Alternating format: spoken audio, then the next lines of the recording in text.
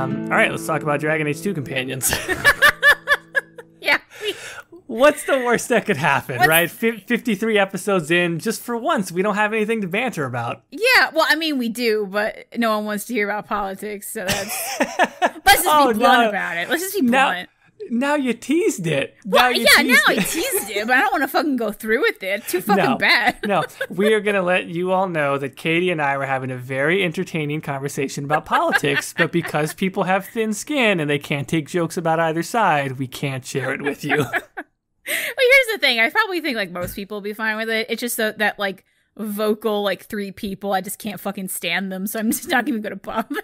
That's the worst part of it, too, right? Is that most people would just think it's funny, but it's, like, the loudest 1% on either side who are offended that their team got made fun of. Yeah. That's well, listen, if you This would have been a great opening for when we were talking about shitty fandoms. God. Oh, you're right. Well, listen, you don't have to worry about missing out on the opportunity to be mad at us about political jokes, because you will get the opportunity to be mad at least at me for rating characters from Dragon Age 2 way too low. Yes. So we're doing another one of those canyons. What the fuck? Companions? we're talking about the Grand Canyons and other great canyons in the world. No. Companions, and we're going to be rating them based on actually I had to listen back on the episode because I forgot, but for all the characters we have 4 categories that we're going to be rating them on, and it's on a scale of 1 to 7 interestings, because I don't know, we had a good reason last time. I'm not going to fucking repeat it because I already forgot it. But the first one is character, so kind of like the overall character, how they fit into the game, that sort of stuff. Second one is romance, if they have it. Playability is next, so that means like more of the gameplay, like how do they handle and whatnot. And then execution is both in the acting and the writing, and do we think it was written well or acted well, vice versa. And then we tally it all up and we compare it and then rank them, not rake them. Man, it's late. We normally do these in the morning. I know, God. Anyway. All right, let's jump into it. Do you want to start anywhere? Alphabetical order of meeting them? How do you want to do it? So I have an order written down, and so like in my mind, there's a very specific order of the companions. So right now, I have the siblings, Varrick, the romanceable ones, Aveline, and Tallis. So that's let's just do it, I guess, in the order that I've written them. So the first one I have is Carver. So yeah, let's talk about Carver. Let's talk about Carver. Here we go. Well, let's come in at a nice, I don't know, I feel like we might be somewhat close together. I'll probably have slightly lower if I had to guess. Mm-hmm. Well, here's the thing. I kind of like Carver. Yeah, I've heard you say that, and that's always been my, like, I'm not big on him, but why do you lean more towards I kind of like Carver? So, I think maybe the first thing is like I have a fondness for the first things that happen when I play in a game, and I played Mage, so I got Carver. So I guess I have a fondness for that. But 2, and more importantly, I just find him way more interesting than Bethany. It's kind of like the Cayden Ashley situation. It's not like I love Ashley. I just think Cayden's boring as hell. It's not that I don't like. It's not that I like Carver a lot. Bethany's just so nice, and you get along, and there's not like. I don't know, maybe it's a heartwarming relationship, but like something about like that struggle of the Hawk Carver relationship I just found much more engaging than your relationship with Bethany. Like Bethany was kind of like little baby sister you take care of, and Carver is like, we're a family in ruins and we have to learn how to get along. And his arc, like depending on like what you do, like you do get along at the end, or you could not. And I just found that way more satisfying than like always being friends with Bethany. So I guess like there was a little mini arc there, even though you don't get a lot of it, that I just liked a lot more than Bethany's we're friends, Yeah, I think you mentioned it with Ashley. Like you said, Ashley has flaws, and so that makes her kind of more of an interesting character, even if she's not on the surface more likable. Mm-hmm. And I can see that angle from Carver. I don't disagree with that. I think that's a great argument for Carver. I guess what I felt was that early on in my interactions with Carver, also first playthrough, Mage, so I got Carver, but I just felt like the aim, at least early on, is to make him unlikable. Mm-hmm. Right, like that's clearly what the writing is trying to accomplish, is to make him kind of bristle because comes on a little too strong. His rivalry with Hawk is put front and center, and I do think there's a payoff to that at the end. Like you can kind of work through a tough relationship with him to get a payoff, one thing that I would have liked to see maybe done a little bit differently is if the game had worked a little bit harder in the beginning to endear you to Carver, so that you the player like him as your brother, and then maybe let the relationship get more tumultuous, let the rivalry aspect come to fruition more in the second act,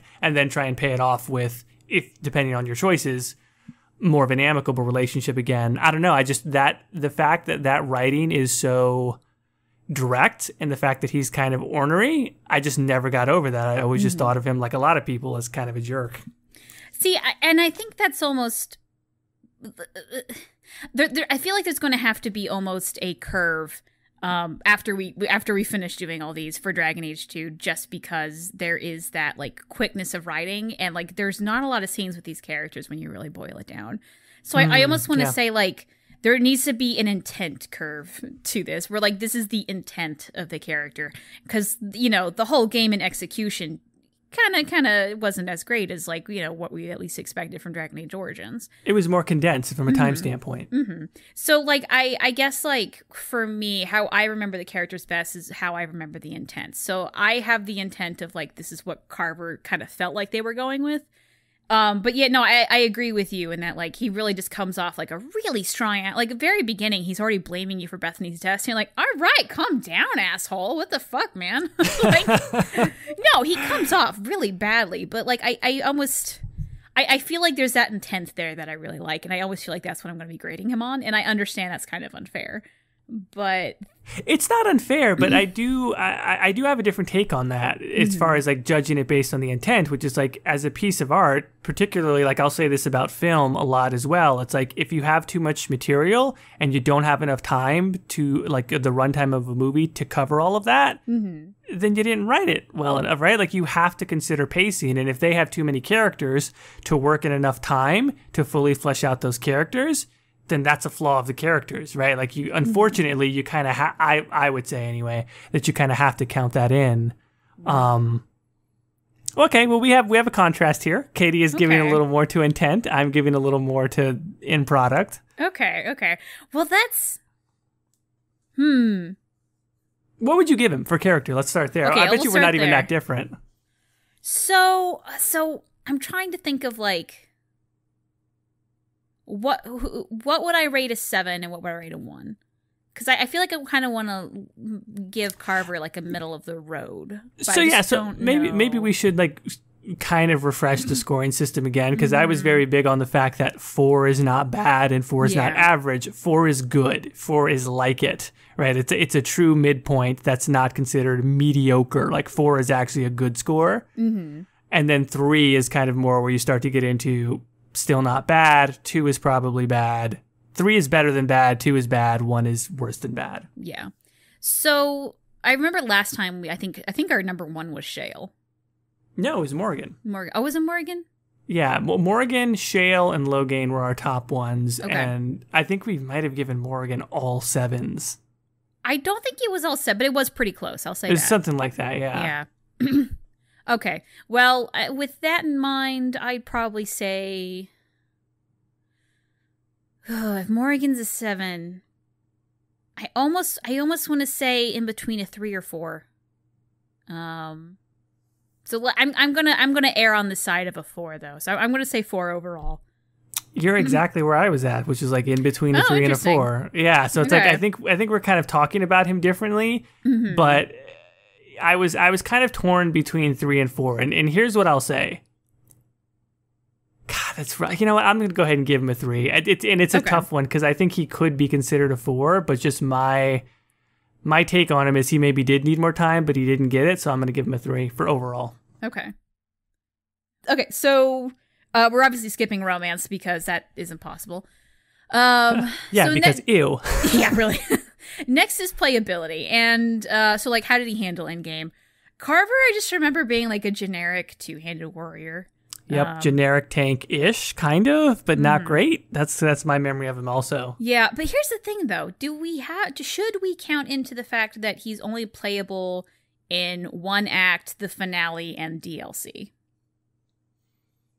That's a very good question. He's not very available, but is he useful when he's available? Yeah, because like at least in the DLC, because it also like his specialization changes depending on like what your fate is, because he could have the Grey Warden specialization or the Templar one. Well, that raises another broader question, which is if do we somehow detract some amount of score from actual DLC characters like Sebastian, who you can't get until later, or Tallis? Well, let's get to them later. But for Carver anyway. For Carver, yeah. I don't know. I feel like, I don't know. What do you think? I feel like personally, no, I wouldn't detract those points from him.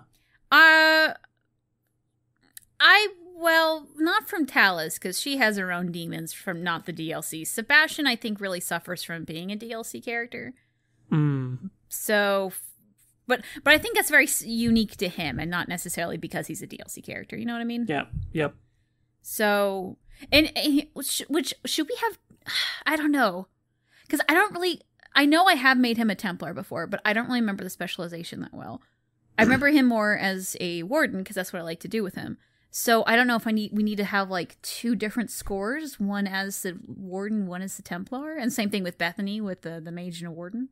Oh, that's so interesting, but that gets really complex. Yeah. I feel like we should just keep it to overall considering both, but you got to give them one score. Yeah, that's fair. For gameplay, what would you score Carver for gameplay? See, here's the thing. I feel like I just for the gameplay, I really only wanted to bring him when I thought it was relevant to the story.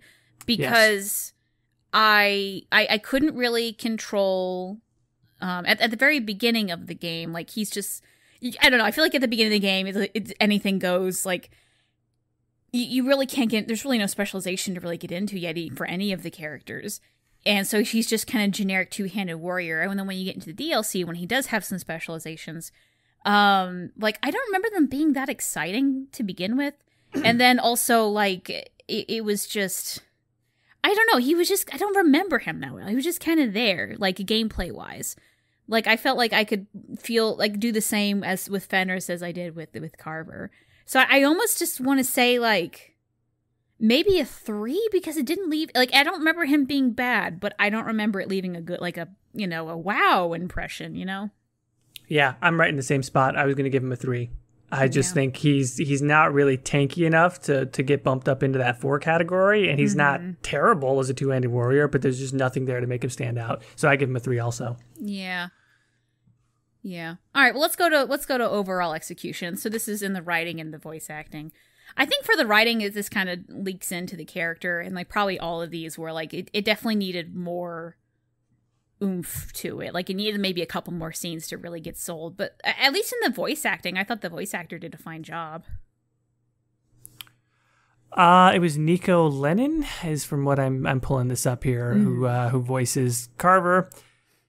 You know, from what I remember, I don't ever really remember any moments where it would stand out for me. And so to me, I guess it kind of falls into the vein of being a little bit forgettable. Yeah. It's not a lot that I can knock. I mean, I think it's competently delivered, but I also just would have wanted at least a couple of moments that I could, like, there are characters that I don't think are great in Dragon Age 2, but they have at least a couple of moments performance-wise where you got to tip your hat. For Carver, I did not, at least personally, feel that way. I'd give him actually a 3 on this. Okay. See, I feel like I'm torn because, like, but I completely agree with you. I don't necessarily, I don't know if it's the fault of, like, he just wasn't given the material to stand out and shine. Part of it, yeah. Because I think Bethany has the same problem. Like, I really can't think of anything as similar things with Bethany. But, yeah, I can't think of, yeah, so I don't know if it's like the actor just kind of like, oh, you know, I don't really have the material. Not that he phoned it in or anything, but just like, you know, there's really nothing to work with. Or there's writing. Not a lot, yeah. Yeah, maybe the writing was like, well, this could have been a good moment, but it just wasn't acted the way I wanted to. So I guess I would go with a 3 as well. Because I think he works as like the shitty younger brother that you have and try to get a good relationship with it, but it definitely could have been done better and done in a way that I think could have been maybe more I want to say memorable, but what I really mean is like a positive experience overall. So because like I feel like you can have characters where at the very beginning, you have a shitty experience with them, and then you grow to like them. And I think that was supposed to be Carver's thing, but they never got there, so people just hate Carver.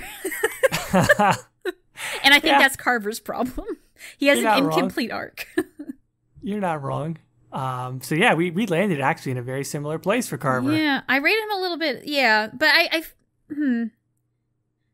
okay. Well, let's go on to Bethany next, who I actually think probably is going to have similar scores, at least for me, because like what we were talking, like going back into the overall character, I think Bethany is she's a very nice character, and I think there is something like, you know, cute there to play like the protective older sibling hawk, but like I just always found that to be kind of a boring trope, at least to play.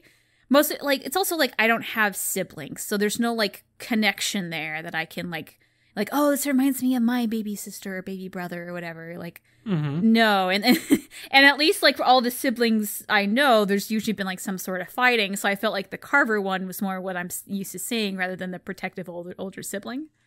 So I don't know. Bethany was just kind of like there for me.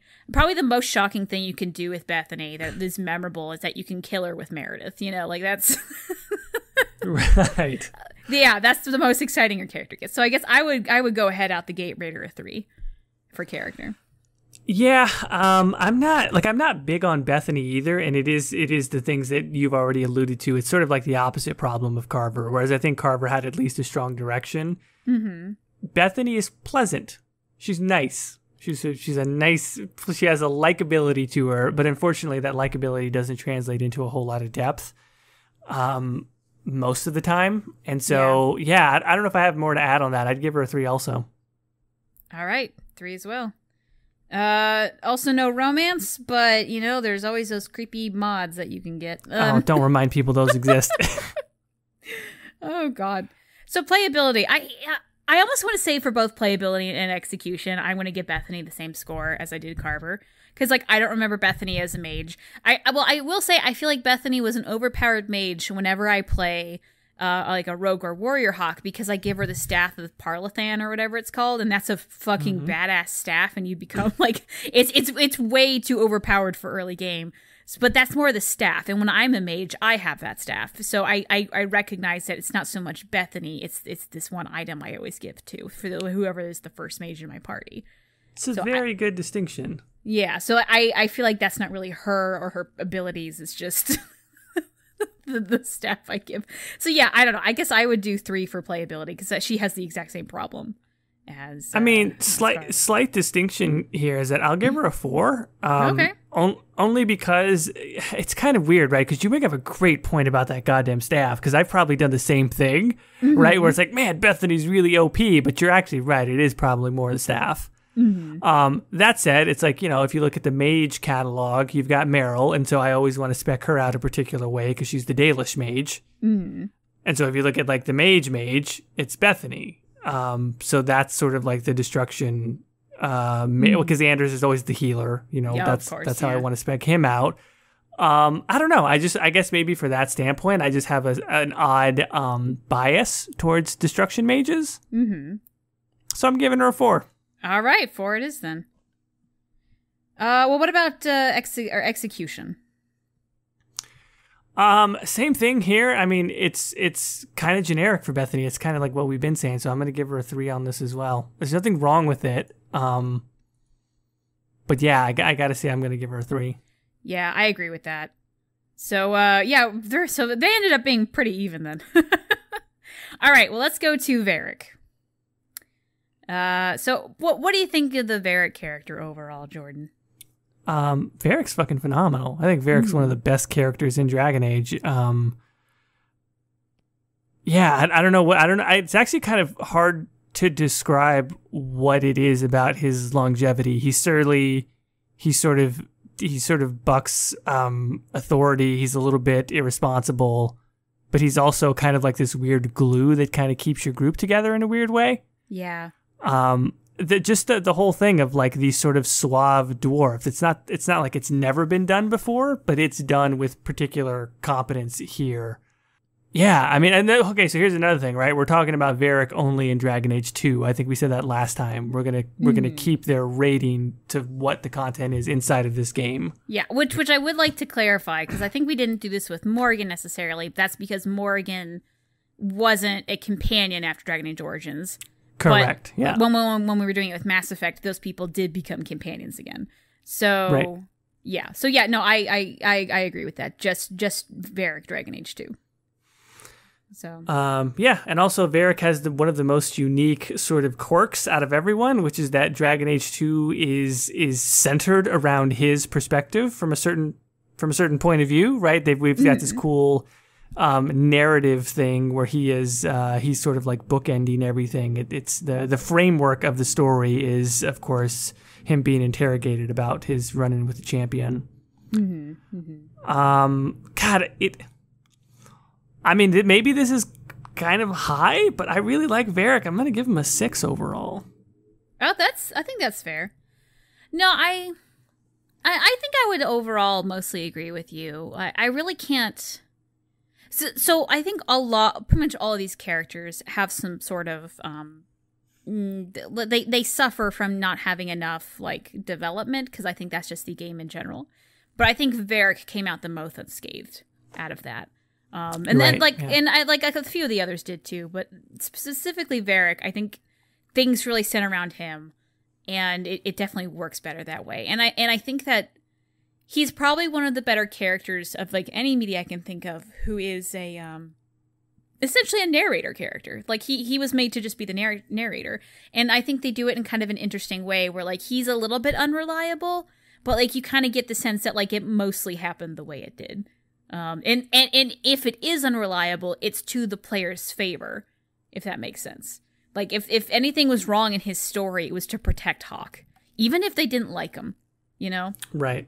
And because at the very end, Varrick respects Hawk, even if he doesn't get along with them.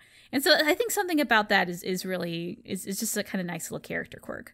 So I think. See, here's my issue now. I don't know who I would rate. I'm going to fucking love Aveline. We'll get to that point. But I don't know if I would rate Aveline higher than Varrick. So I don't know if I want to give Varrick the max score, because I think he's probably the best overall character in Dragon Age 2. Or if I want to go with my heart with the 6. So I don't know how we're going to curve this. Well, here's the thing. I mean, at least I'll tell you my opinion on that as you decide. I thought about that same thing. I'm going, am I going to give anybody... I mean, I don't want to spoil the whole thing, but I'm like, am I going to give anybody a 7 from this cast? And I'm like, I don't feel obligated to, because to me, it's a matter of the entire Bioware catalog is the overall curve that I'm grading on. So maybe some games won't have anybody with a 7. I don't know. You don't have to give it out if you don't want to. I guess that's true. But I feel like I kind of want to, though. I don't know. Just to, like, have one character. It's Caitie Ghildirthalen's score. She can give a 7 if she wants to. Fine. We're gonna give a 7 and say fuck it. All right, Varrick coming through with the 7. No romance for Varrick, which is sad for everybody. Now, as a quick aside, because apparently there was like a prototype romance where it wasn't really a romance, but they can allude to it at the end of like he left out the parts that were romantic between Varrick and a female Hawk specifically. If that was the case, where the only romance for Varrick was maybe a little bit of flirting in the game, and at the very end, Hawk would come up and say, "Did you tell him everything?" And Varrick goes, "Well, not the part about us." Would that be your favorite romance in the game? Because something about that's kind of endearing to me. That would be really hard to make happen, because like, how would you know that you're in a romance with him, right? It would have to be based on your choices, and so wouldn't the choices have to be explicit enough that you knew you were making that choice as you were making it or getting close to it? That's fair, yeah. At the same time, so like otherwise, how do they do it as a surprise? Yeah, I wonder if that was one of the reasons why they decided not to do it. Because like I like that idea overall, but yeah, the execution was probably be really hard with doing it, which is maybe why. Yeah, it feels like if they kept it as a surprise, they would take the control away, which I don't know that I would enjoy. Yeah. Well, I like the idea, and I sort of wish it could happen, but I agree it would have been hard to do. Anyway, that's probably why they cut it. It was cut for a reason. All right, let's go into playability. I never, like, even into Inquisition, I never found Varrick and Bianca to be, like, super powerful. Now, he's a great lockpicker, so I'll say that. For whatever spec I always did with him, he was always really good with, like, picking the locks or whatever. But so I always had him as my rogue buddy, but I wouldn't necessarily say he was super powerful or tanky or, like, did something really good for the party. He was just kind of... He's more of like a support rogue, I almost want to say, especially with that specialization of his. Yeah, I'd give him a 4. I think that he was useful at times. You mentioned the lock picking. This may have just been total luck, but I just feel like on one or maybe multiple playthroughs, like Varrick had this weird. It's not like he could take a lot of damage, but sometimes he would just be the last person surviving because he was sort of pulled back from the fray. And I pulled off some crazy, like, managed to win a fight with just Varrick left alive. There were a couple of those, but I feel like maybe those were more flukes. I just give him a 4. I think he's solid. I don't think he's a big damage dealer. He's not the best rogue out there, but he's competent. He's good. I give him a 4. I think I'm going to echo that because, like, while he's probably my favorite rogue in this lineup of characters to, like, take with me, I don't. He's definitely not my favorite rogue in this series. So, but yeah, no, he was pulled back away a lot, and I feel like he was like a very often, probably one of the last ones alive. So okay, I'll agree with that. I'm gonna put a 4. So now overall execution with the voice actor and the writing, I would rate this very high myself because I think Brian Bloom does a great job. He's phenomenal. Yeah. So with him already very high and the writing, like, I don't know. I really liked how he was. I don't know. I'm not very good with the writers for Dragon Age 2 because I never really gave a really good, like, layout of who wrote what. I want to say it's Mary Kirby because I think she wrote him in Inquisition. But, no, I almost want to say, like, again, I'm thinking, like, I don't know who else I would write higher, so I almost want to say a 6 or 7. But what do you think? I think Brian Bloom is absolutely phenomenal. I think it's hard to overstate how important his performance is to the whole character, right? When we talk about, when I was mentioning earlier how it's almost kind of hard to describe why he's so endearing, I think a lot of that credit actually has to go to Brian Bloom. Yeah. Because it's not, again, like, roguish suave dwarf is not exactly the most unique thing ever. You don't always see it, but it's not a 10 out of 10 on uniqueness. His writing is clever, but it's not, like, sublime. I think it's that voice. Like, it's that voice that turns Varrick into a top tier character that you just want to see. And he's become, like a linchpin and really, like, part of the iconography of Dragon Age. And I think it's in huge part due to Brian Bloom. This is going to sound kind of unfair, but I think the reason why Varrick overall as a character is a 6 and not a 7 is because the performance is a 7. To me, that's where the 7 is in Varrick. It's in the performance. So I would give him a 7 on that. So a 7 overall or 7? No, a 7 for execution. Okay. Due to the wonderful performance of Brian Bloom. Yeah. Yeah, because I think I'm going to have to agree with you because there's a lot of moments where I can think of in Dragon Age 2 where I feel like the voice acting really sold whatever the words are. Not that the words are bad, but, like, it's that extra oomph that really adds on to it. Like at the very end, when the game is getting, like, really serious and everything's getting down, Varrick just seems so fucking tired of it, And it would have been so easy, like, as an actor who, especially video game actors, because, like, they're not really given a script that's always linear. Things are just always happen. So I don't know if that's a direction issue or what, but, like, sometimes they don't really know where in the game you're talking. But whatever his tone of voice is perfect for the end of the game, where it's like, I'm just fucking done with this shit. I want to go home. This is the worst. And, like, you can really hear that difference of, like, how Varrick is feeling. Excuse me. So, the other thing that I would just mention, and it is totally Brian Bloom based, because, again, I think the writing is I think the writing is very good, and I think it was Mary Kirby who's credited as the top author for Varrick. It's very good. It is a little bit execution based in the sense that you could easily get someone who's wrong for the performance, and Varrick could come off as just a little too smarmy or kind of an asshole. And he gets right up against that line. The best example that I can think of is in a lot of the banter, like all of these nicknames that he gives everyone, right? Like Blondie and Daisy and all this other stuff. Like, if you change that performance just a few degrees, that becomes like mean almost. That's Do you know what I true. mean? Almost like he's picking on someone.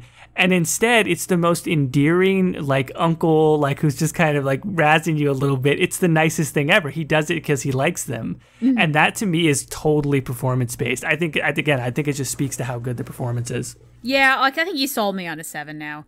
So I'm gonna put 7, because you're right. It is so easy. Like, when you say someone a nickname, it could be like dismissive or, like you said, schmarmy or whatever. But like, he really does come down, especially with like people like Meryl, and even like Fenris, where it's kind of like either kind of like it's almost like the verbal version of like, you know, the little kid and you're rubbing their hand in their hair. You know, like, so it's just kind of like lovable and kind of teasing way. So yeah, okay, I'll say that. So yeah, I feel like from that, Varrick's gonna win.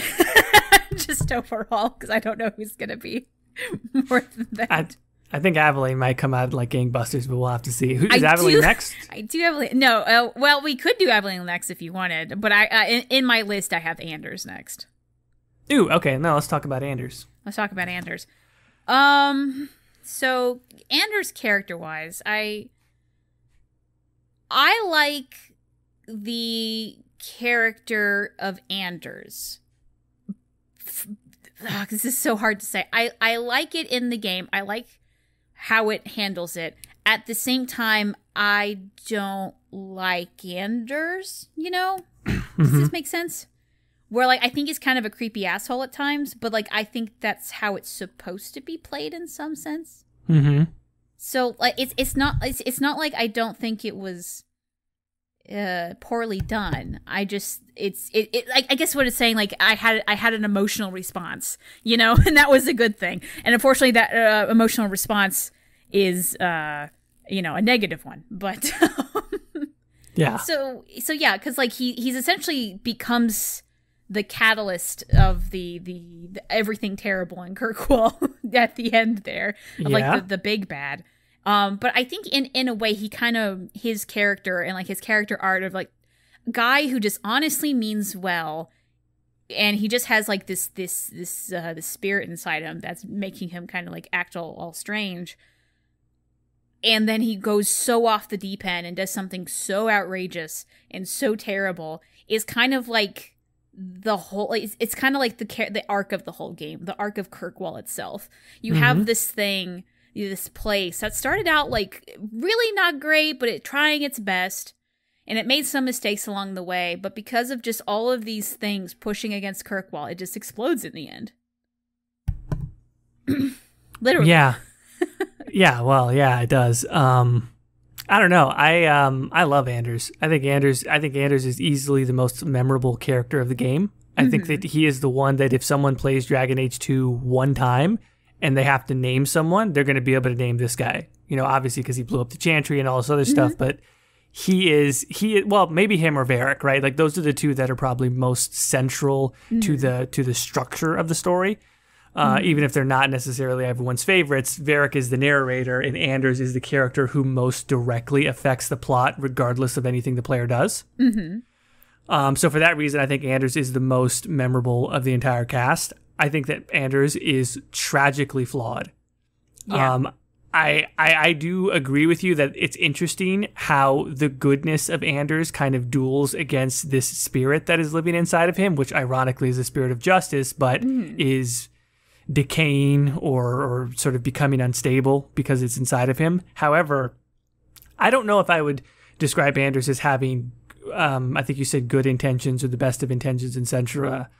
I think he's a very interesting character. I think in some ways he has bad intentions. I think Anders, it doesn't mean he's a bad person, but he's very driven by pain and anger. I think he's a great cautionary tale as a character. He's a great cautionary tale of how a person can suffer when they have legitimate grievances that they take too far. Yeah. Well, it's that justice turns into vengeance thing, yeah? Exactly. Yeah. So with that, what would you rate him? God damn, it's high, and I'm just sitting here going like, it feels, I mean, this is crazy, right? Like, I just said I wasn't going to do this, but it feels like a disservice to give him a 6. I think I'm going to give him a 7. All right, there we go. Yeah, there's just too much stuff. Like the fact that he's a deserter from the Grey Wardens, the fact that, you know, he shows some, I think it's to his credit that he was in Awakenings, right? Because he's not super interesting in Awakenings, but there's a baseline for him, so that kind of gives him an unfair advantage, and that you get to see him move. And as this is another thing, right? Like, he is not a static character. And to me, that's the telltale sign of like an average or a mediocre character, is one that doesn't grow or change. Anders is changing. He's changing for the worst in a lot of ways. You're seeing him kind of decay as the game goes on in Act 1, 2, and 3. But he's a dynamic character. He's changing, and I just I think he's very, very well put together conceptually. So I'd go 7 for Anders. I think I'm actually going to go 6 because one thing that really bothered me about the Anders character, which I don't think was intentional, is that he comes off mopey in a sense, where I feel like there are definitely people in, like, I can see where they're coming from, where they find Anders a little bit annoying in a way, just because of like it just something just clunks, especially in like the first act when he just is like really just mopey about everything. And I think starting the second act he gets a little bit better, and also a little bit bitter. But when the anger comes in, I think that's when I my turning point. But I think there's something kind of clunky in that first act. And I think that's what made me go to 6, where I gave Varrick a 7, because I think he's pretty solid throughout the 3 acts. That's not a bad rationale, mopiness. I'm going to remember that when we talk about Fenris. Okay, we'll get to that. He's next. So, well, let's go to the Anders romance. Oh yeah, that's right. We're not doing gameplay. Yeah, we got to do romance. Yeah, we gotta do romance. Yeah, okay, romance. You go first on the romance. I'm collecting my thoughts here. So, what's interesting about all of these characters is that they have kind of 2 romances, a friendship and a rivalry one. And for some of them, like Anders, I actually think it also depends on your gender. So I originally was going to romance Anders as a woman, and I just felt so skeeved out. I had to pop out. I couldn't do it because there's just something about it. There's something about a guy living in squalor who ran away from his job and is really hitting on you hard. Like, he's the first character in like the entire game, other than Zevran, who is very open about the fact that he wants to sleep with everybody, who is really hitting on you really hard. And something about that kind of like, I don't know. And when you romance him, he's just like really forward, and you sleep with him, he's like, I want to move in. And you're like, whoa, I saw you naked once, dude. Come on. So, I did not like the romance as a woman. Now, when I played a man, I actually really liked the Anders romance a lot more, because I felt there was something. It's one of those gender differences where, like, as a woman, if there's a guy coming on strong, I feel threatened, because I feel like he wants something, and like if I don't want to give that to him, I'm going to be hurt.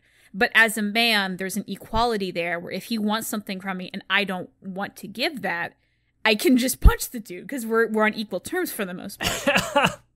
I know this is so weird, but like, even though it's mostly the same across, you know, the lines are pretty much the same. But what if Anders was Mike Tyson?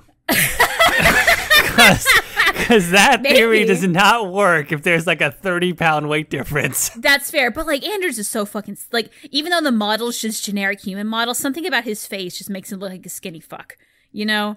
Yeah, for sure. Yeah, I guess what I'm trying to say is how I rate this entirely depends on what gender I'm playing. I'm going to at least err on the side of playing as a dude, because I felt less creeped out by that. To which I think it is very central in I like romances that are really central to the narrative of the game. So with that, I'm probably if I was only playing a guy, I would probably rate it a 6. But because the woman experience is there, I'm probably going to narrow it down to a 5. Okay, interesting. This is a very complicated answer. I was about to say, you still went higher than what I expected. And you're right. It is a very complicated answer. So with Anders, I would say everything about Anders is most central to the plot, right? So including his romance. So his romance is central to the plot. I agree. I think that that's good. I'm a sucker for the tragic romances, like many people are. I think that it's tragic to romance Anders. Kind of everything about him is sort of tragic. However, I do agree with you a lot that there is a problem with Anders.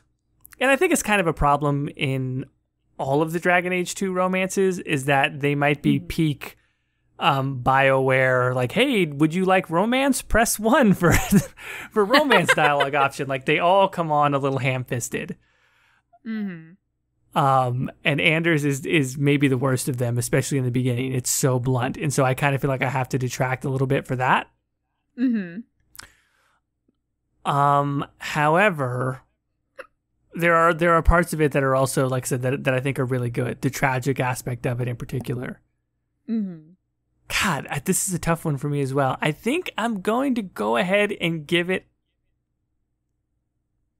Yeah, I'm going to give it a 5. Really just because I like Anders as a character overall. And I think that when you add basically any type of romance element to a character that interesting and also destined for tragedy, it just works. Even though there's parts of the execution of the romance that are a little clumsy, I think you attach it to a really strong character and that romantic subplot becomes worth a damn. So I'm going to give him a 5. All right. So at least we tie it. So we're going to have to go a little bit quicker with these characters here. So let's go with playability next. Perfect. And so gameplay. What do you give Anders on gameplay? Anders is like, he's the healer. Like, you always have to bring him, right? He's he's probably one of the most helpful mages, mostly because at least if I play a mage, usually I'm the damage healing mage, and then, Anders is the healing mage, and then Meryl's just kind of like the whatever the fuck. So I think Anders is probably going to get the highest that I've rated so far. I think he's probably like a 6 in usability. Just because, like, you need that revive, Right. Now that being said, I feel like, I use him for the majority of the game. There hasn't been a situation where I went into the fight with Meredith not having Anders and being afraid of it, because at the end game you have enough potions and abilities that can revive people and whatnot that it kind of works out. But I think he's especially important early game. So I think that's why I'll probably give it like what did I say originally? I think I'm going to end up giving him a 5 here. Yeah, you said 6, but now you're on 5, which is so interesting because I was right about to say I agree with everything you just said, but for me that's a 5. Yeah, I think I just talked myself down. Yeah, I think it's that last part, right? Like I feel like for whatever reason, healers, for some reason, I just feel like Win is more useful in Origins, maybe because Origins is harder. Yeah. And Anders is still useful. He's still the healer, but I don't feel like he's necessarily crucial. And so I'd also give him a 5. Yeah, I think with that, like, unless you have the DLC that gives Sten that prayer book, there is no other way to revive your allies unless you have a spirit healer, which is usually Win. So, of course she's important because that's the only way you can revive people. In Dragon Age 2, you actually have a potion. It's like Mythal, whatever the fuck, where, like, you don't actually need Anders or even a healer. You just need someone to throw that potion and they're all good. Right. So I think that's that definitely helps you do things without a healer, which I actually think it works better because, like, some people don't like Anders and they want to get rid of Anders. And now they don't feel guilted into having Anders and they can beat the game. There you go. So, yeah, we'll go with that. Now, what do you think overall execution of the character? It's interesting, right? Because I do think that his character is a very strong character. I do think that the writing is good in parts. Some of his dialogue, a little clunky. Some of it is not great. And I don't think that the performance is super standout, which is kind of interesting because I gave him a 7 overall for character. And I stand by that because I love him conceptually. But there are parts where, like I said, the dialogue feels blocky and the performance, while competent, isn't outstanding. So it's kind of a gap here between my overall and the execution, but I'd give him a 4. Oh, okay. Which is still not a bad score to me. Like, I still think it's good. I still think it's strong, but it's just not in the upper echelon. See, I'm trying to, like, think of my feelings on it, because I feel like I think I would give the performance a higher credit than maybe you did, but maybe that's also... I do just like the quality of the actor's voice, and I think there's something about that I think is a little bit more stand-outish to me. But I'm also trying to think of...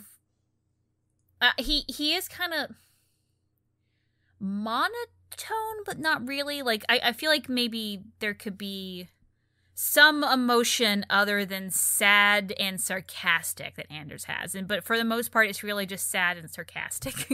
And I feel like there could be some more... angry. Like, I feel like when Anders is angry, he just kind of sounds sad still. Does that make sense? He lands in the same place a lot, is the way that I would describe it. And that's that starts to be, for your ears, you just kind of, you almost tune characters out if they do that too much. Mm-hmm. But I do think this is something that happens with him. I don't think it's necessarily that bad, considering some other voice actors we've had. Yeah, for sure. So I guess I would more err on the side of a 5. Okay. And like, I also agree with the writing. Like, there's things I like, but I don't know. I just like, I think in my mind, is there a line that stands out in my mind that is really so clearly a part of that character? And I almost feel like that's what sticks with me when I think about the writing of a character. And like, for Varrick, or for Anders, I just really can't think of like a single line he says. I know he says a lot of things, but I can't think of a very specific line that's like, "Ooh, wow, he said that," you know. But I feel like there was supposed to be, and I almost feel like that would, you know, that's a 5 for me. All right. Who do we got next? We have Fenris. I'll let you start on the character this time. 1. No, I'm just kidding. But like, I don't think we have Tallis left to do. Come on, man. Oh boy, Fenris. See, I think the thing that's unfair for my talk on Fenris is, and I told you this once on stream, and I think your jaw just about hit the floor. I missed Fenris on my first playthrough. Oh yeah. I didn't even get him. I didn't even know he was a thing. Like, I literally was gearing up for my second. And not only that, with my history of Dragon Age 2, it's the only Bioware game I ever stalled on. Right, so I beat the game like well after the game came out, and like getting ready to do my second playthrough, like there's a fandom for this character, and I'm like, did I miss a companion? Because I've never done that in a Bioware game, and I'm like, no fucking way. And there's this huge fandom for him, and so I didn't have that first playthrough affinity, all this other stuff, right? Mm-hmm. And so when I finally get to him, it's like there's this hype about him, and like, I'll be real honest, I just didn't like the voice, and I didn't like how he looked. Yeah. I just, there was a real thing for me where I'm just like, is he seriously like a moody boy band elf? Like, that's what everybody's so hyped up about. And like, I get it. The lyrium tattoos is a cool design element, and his backstory is, you know, there's something to it. It's meaty. You know, he's got backstory and everything, and it can really come to a head and all that. But conceptually, I couldn't get past some of the aesthetics, and then he just came off really angry. And I didn't want to relate to him. So yeah, I never got on board with Fenris. So then what number would you give? It is, I will just like preface it by saying like, it is just kind of not a fair score compared to what most people give him. Okay. But I just didn't care for him, and I put him personally into the bad category. So I'm going to give him a 2. Ooh, okay. We got a 2. This is going to be Severin all over again, huh? People are going to light me up on Twitter for this. Yeah, really. Okay, I was about to go in the romance, but that's going to be the next category, so we'll get there in a moment. Now, here's the thing. I don't necessarily disagree with all the things you're saying. I actually really like Fenris's voice. We can debate that when we go over to the execution. Mm-hmm. But the overall character, I do think falls flat in a lot of senses.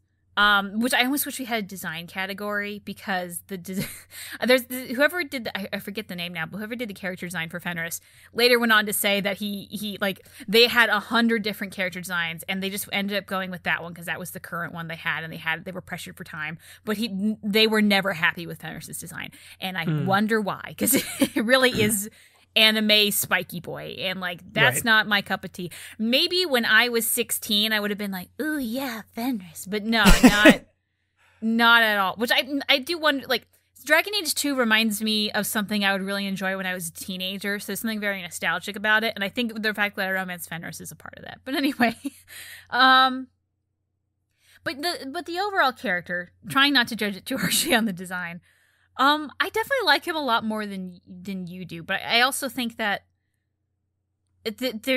I'm thinking more of Fenris as the romance, because that was what I played recently, was a Fenris romance on stream. So, but the overall character, if you're not romancing him, or even just really get to know him, he does have an arc, but it's so like unnoticeable unless you do the romance. It's kind of funny. Like, his arc is supposed to be, I hate mages. I mean, like, and at the end, it's like, I still hate mages, but maybe some aren't so bad. And that's his arc of, like, trying to learn the other side of the story. And unless you romance him, particularly as a mage, he really hides that pretty well. So it's kind of hard to even see the character arc.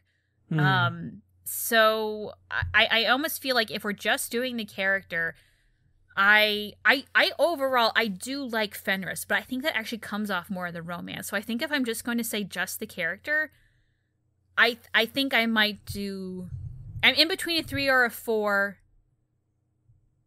I think I might do a 4. But yeah, so I'll give him double what you gave him, but like I totally get what you're saying.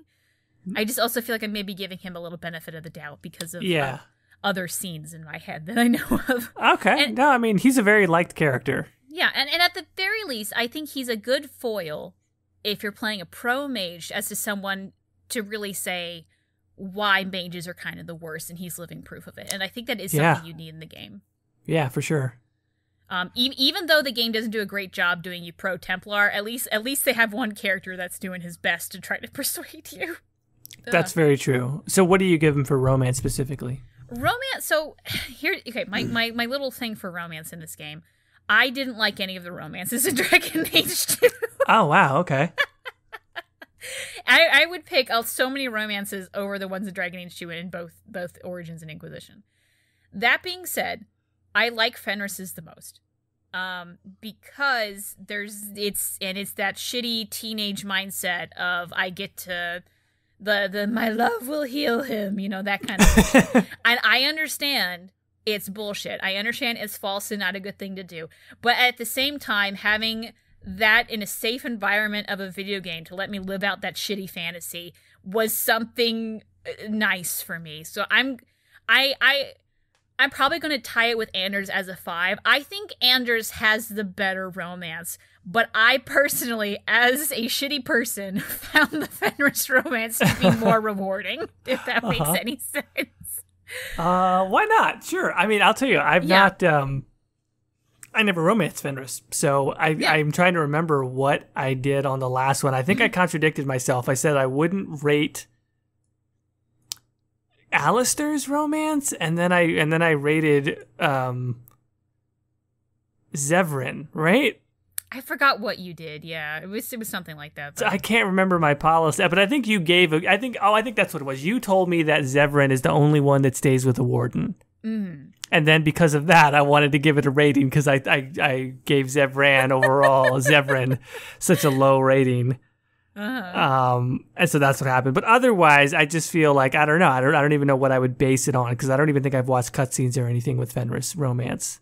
So I will say what's a nice I guess thing about the Fenris romance is Fenris is so prickly and kind of distant for most of the friendship arc, but when you do the romance, there's a couple more scenes of him being like more lighthearted and caring and softer, and I think that's a really good juxtaposition, seeing the two together. So I actually think him doing the romance does his character a lot of benefits. So I definitely think that it's... If we're comparing, like, character to romance, I would say he has the best romance, if that makes sense. Yeah. You know, it's also kind of a flaw that has been less common in Bioware, where it's like the character's not interesting unless you want to be in a relationship. Yeah. I think I'm gonna. I don't know. I feel like I'm gonna abstain. We should just let your score on Fenris's romance be the score. Okay, well, we'll do that. I'll put a little tick mark. Okay. And now we have execution.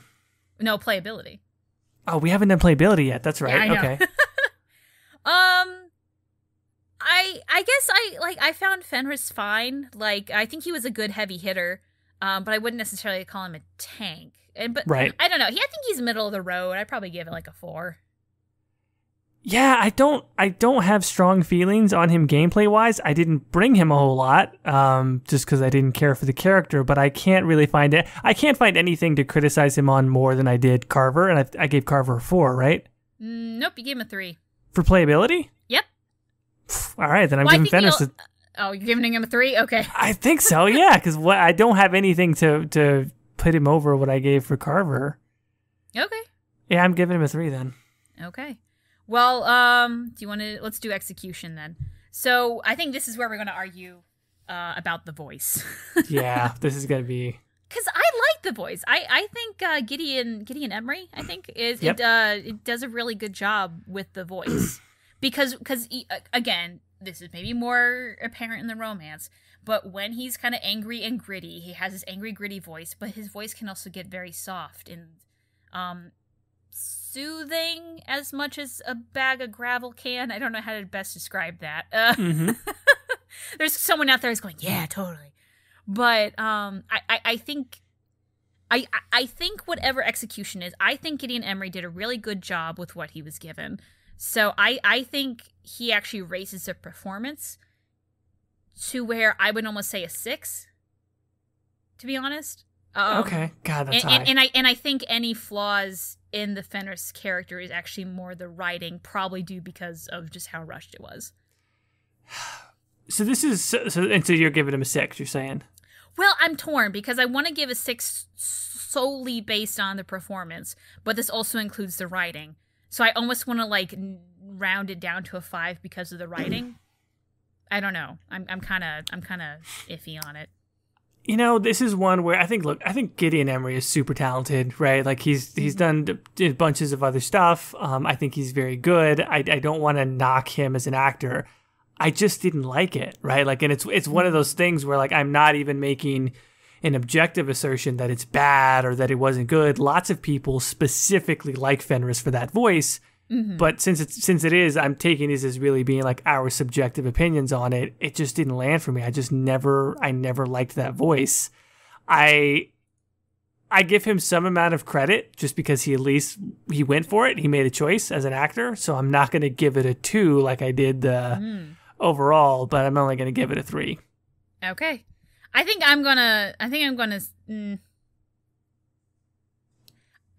I'll say a 5. Just because, like, I feel like there was some parts of Fenris that fell flat, but I don't think that was Gideon Emery's thing. I think that was writing, mostly because I think Fenris is kind of on the rush side. So anyway, okay. So now let's go to my favorite character, Meryl. Oh boy, here we go. I don't like Meryl for 2 reasons. One, I think the childish nature, bothers me a bit. Not that it's necessarily a bad character. It's just that it's there's something confusing about Meryl. I did a video on her, like, actually it might be close to 6 months ago now. And her story, when you really sit down and analyze it, there's a lot that just doesn't make sense. Why the hell did Marathari possess herself with a demon? I don't know. Fuck it. You know, like that's there's a like they kind of there's a lot of like half answers where like, oh well, she wanted to protect Meryl. Well, why was that necessary? Like she never like why did she do that for Meryl when she's done nothing but shit on Meryl this entire time? Like it just doesn't make sense. Yeah. So I almost want to give Meryl's character a 2. Because there's a lot that just clunks with her. And it's and I don't know if I want to say poor writing or what, but it's just she feels so rushed and just confusing, and I'm just confused and frustrated by Meryl. Oh boy, I'm confused and frustrated. Oh man, Caitie of Ghildirthalen coming out swinging on Meryl. Yeah, I know.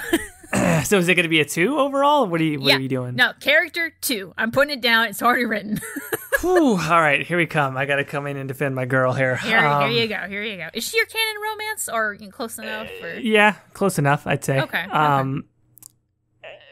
Here's the thing, because a lot of what you're saying is correct, and I think that you probably are more familiar, like you said, with her story overall and what those holes are. I don't dispute any of that. I don't think Meryl has aged well. And I think this is the tricky thing for me. Okay. Is that when I first experienced Meryl, like the first cutscene, even though my reaction to Dragon Age 2 was not strong or positive the first time I played it, I remember the first time I saw Meryl, I was just, 2011, and I'm just like, what the fuck? This character is crazy, right? Like, in a good way. Like, I remember putting my controller down and going, holy crap, I can't believe this character is real and in a video game.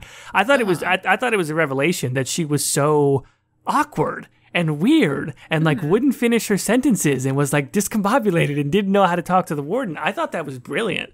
I just thought conceptually that was one of those, that was in a period of time where the stuff that we complain about now in Anthem, where a character is trying to be so quirky and weird and different, I think in a way it stems from this period of time when BioWare was doing that well, and also when it was actually novel.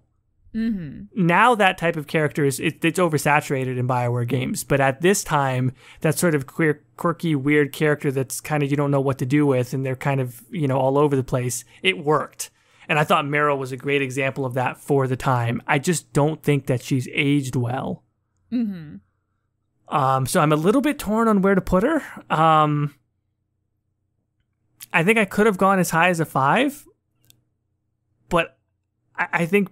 Because when I go back and watch those scenes or experience it, it's just not nearly as good as my first reaction to it sort of was. Maybe it was good in that time, but I don't think it's aged well. I guess I'm going to put her at like a 4 overall. Okay. Because there's other things I like about her. She's inherently, again, she's one of those flawed characters. She's sort of on this track towards a collision, and depending on how you interact with her, you can sort of speed that along or slow it down. But she's on the path that she's on, and it's sort of due to her own character flaws. It's strong. There's a lot there, but I just think that it hasn't aged well, so she's a 4. So because you as someone who likes romancing Meryl, let's start off with you in the romance. So tell me about your feelings there. I think again, it goes into that standpoint of she's a flawed character. And so the protagonist is put into this role of like, you're romancing her, or you're in the midst of romancing her. What does that mean, right? Does that mean you have an obligation to support her? Does that mean you have an obligation to pull her off the track? I liked that dichotomy. I know you and I talked about that on an early episode of the podcast where you were saying how like you didn't like the fact that I can't remember what it was. Like, basically, you didn't like the fact that she was dabbling in blood magic and you kind of had to support her as part of her romance, and I thought that was a great part of it.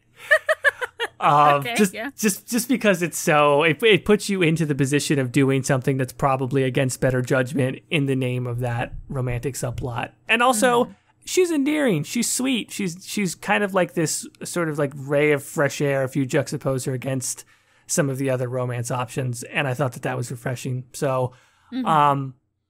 Overall, though, if I have to compare it against the broader BioWare expansive romance subplots, I don't think it's great.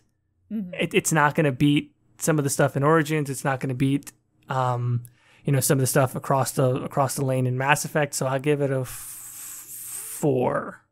Okay. Yeah. So I will say, I have no idea when when I said that, but at least since then I have, played a romance with Meryl where I was rivalmancing her, and I ended up liking that a lot better. The one thing, again, I'm not a big Meryl fan, and it's not because she's awkward or like her position on blood magic. I just think she's kind of clunky, to be quite honest. But what bothers me the most about the romance, and it's not so much that, oh, she's childish and whatever. What really bothers me, and I think it happens in both. I can't remember if it happens in Rival. It definitely happens in a friendship, where she tells a hawk how much she looks up to them and like how much she wishes she was them, depending on what gender you're playing. And that's so uncomfortable for me in a romance, because I would want something where we both feel like we're equals in this relationship, not like she almost feels like she's below me. You know, there's something about that I feel very, and like, you know, you as a romance can say like, oh, you know, that's silly, you know, whatever, but like, I don't think there's a really good moment where Meryl can really feel like she's stepping up to the plate and becoming equals with Hawk. She always feels like she's under, and that really makes me uncomfortable. So again, I would say that I almost want to rate it a 1 because I find it that objectively bad. Holy shit! That literally felt like a punch to my gut. How dare you? But here's the thing. I think Sebastian is worse, but that's again an execution thing. So I think I'm going to go, because of Sebastian, I'm going to rate it a 2 again. No, that's fine. Caitie gives it a 0. She hates Meryl. I don't hate Meryl. I just think she's clunky. And like, here's the thing. I think given a longer amount of game time, and more scenes with Meryl and a more complete art, I think I could have learned to like Meryl. But as she is now, she is unsure of herself. And the background is kind of clunky, and she never gets out of that. And so I just feel like she's incomplete. I actually love the fact that we have a contrast sometimes because it makes it more fun. I'm just giving you a hard time, but I'm just like, holy shit, I thought I was the Russian judge. Well, okay, let's go to playability. I'll start with playability. I like, as a mage, I think she is very useful. But with at least the specialization she is, I don't find the specialization that useful, the keeper one. Yeah. So I almost want to say like maybe a 3 because she's a mage, a 3, but because of the just kind of boring specialization, a 3. You know, so that's where I'm going. Yeah. No, I love Meryl, but I don't think she's very good for gameplay. I think that the way I see mages are Anders is healer, Bethany is damage dealer, and you nailed it on the head. Meryl's specialization should have been really cool, but I just found it to be underwhelming, and for that reason, and she's also super squishy, and so I'm like, where does she fit in, and where do I bring her? Also, again, like zooming out, full pantheon of Dragon Age mages, like on gameplay, where does she really rank? Not great. Close to the bottom, probably, right? Probably like close to the bottom. Right? Like if you're thinking about all the mages across all the, we'll get to that when we talk about Inquisition, but it kind of pains me to say this, but I actually give her a 2 on gameplay because I just never wanted to bring her really. There's also, well, you know, actually let's go into execution then, and then I'll bitch about it. Okay. Execution. I actually think the voice actors did a good job. I'll say that. Yeah. Yeah. All of my problems with Meryl, none of them are about the voice actress, because I think she comes off exactly how she's supposed to. Kind of awkward, a little unsure of herself, and those few moments when Meryl does step up for herself, she does it well, but I just don't think the game really gave a satisfying conclusion to that. So I think because I think the actress did well, even though I just hate how the writing went, I think I'm actually going to give it a 3. Okay, wow, that's still a little bit lower than I would have. It's because I hate the writing that much. Oh, that's right, because of the writing. I got you. Yeah. Again, Meryl could have been something cool, but they just didn't finish it. It just felt unfinished, and I felt like it just kind of clunky and a bit rushed. But yeah, it could have been something. So I guess I'm frustrated with Meryl. So yeah, go on. What's your execution? It's higher than that. I mean, I think that it's the same thing as the character. It hasn't aged well, and that's the tricky part for me. If I was making this rating in 2012, I'd probably rate it higher than I'm about to now. Mm-hmm. I think, like you said, the actress gave exactly what they asked for, and probably a little bit more. Like I really feel, I think it's Eve Miles who voices. It's Eve something. So yeah. Yeah, and I think that.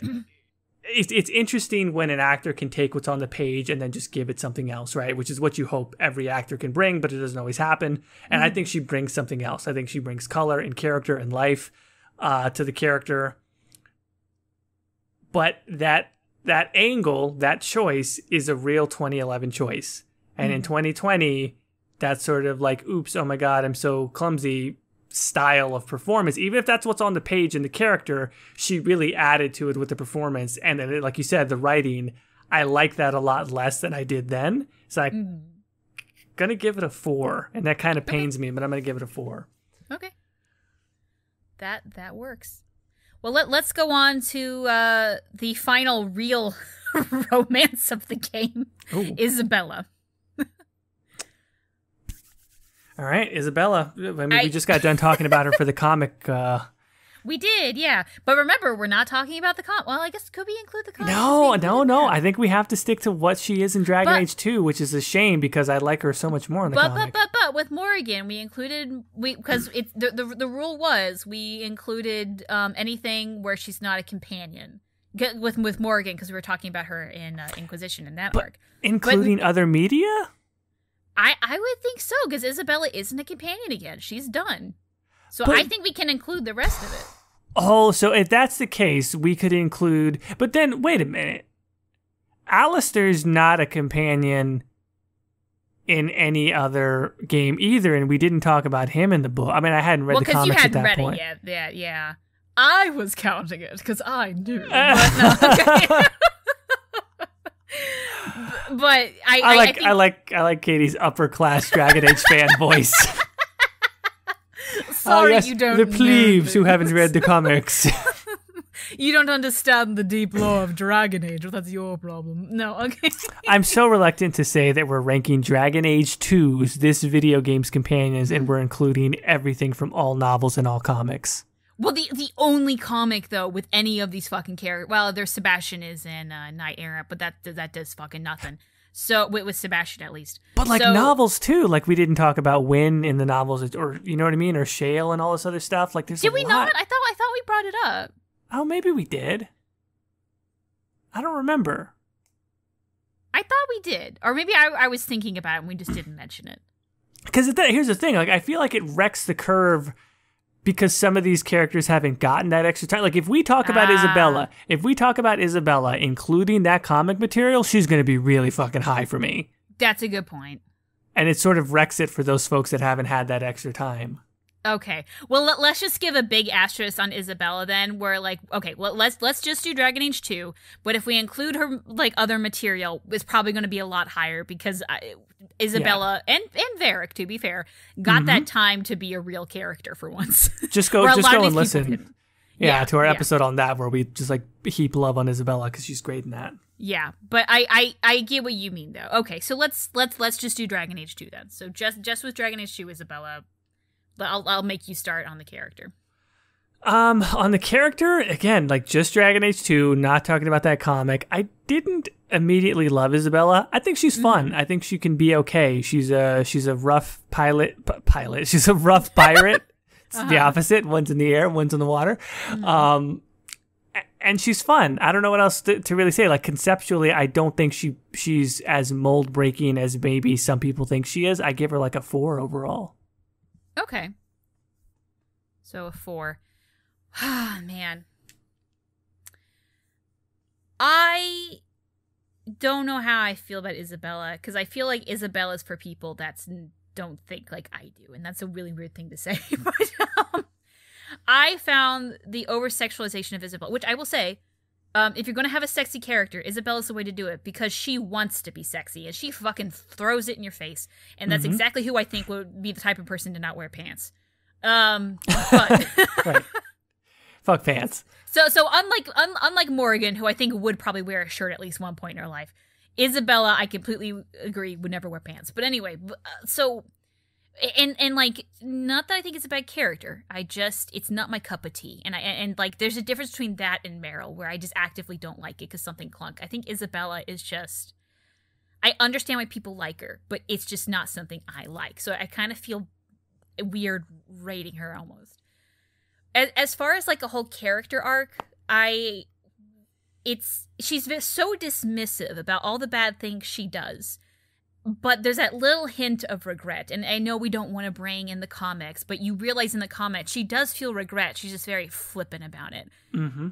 And trying not to bring that much in here. I think that gives me you can kind of get the sense of that in the game, to be quite, especially if you're romancer. But, that's another thing. Yeah, you can see it in Dragon Age 2, that she is covering up for something. Yeah. So I think with that, I'm also going to, I'm going to agree with you in a 4. Okay. I think there's a lot left to be desired for me to really like her, but I get why she's the most popular female romance, even without pants. So now on to the romance.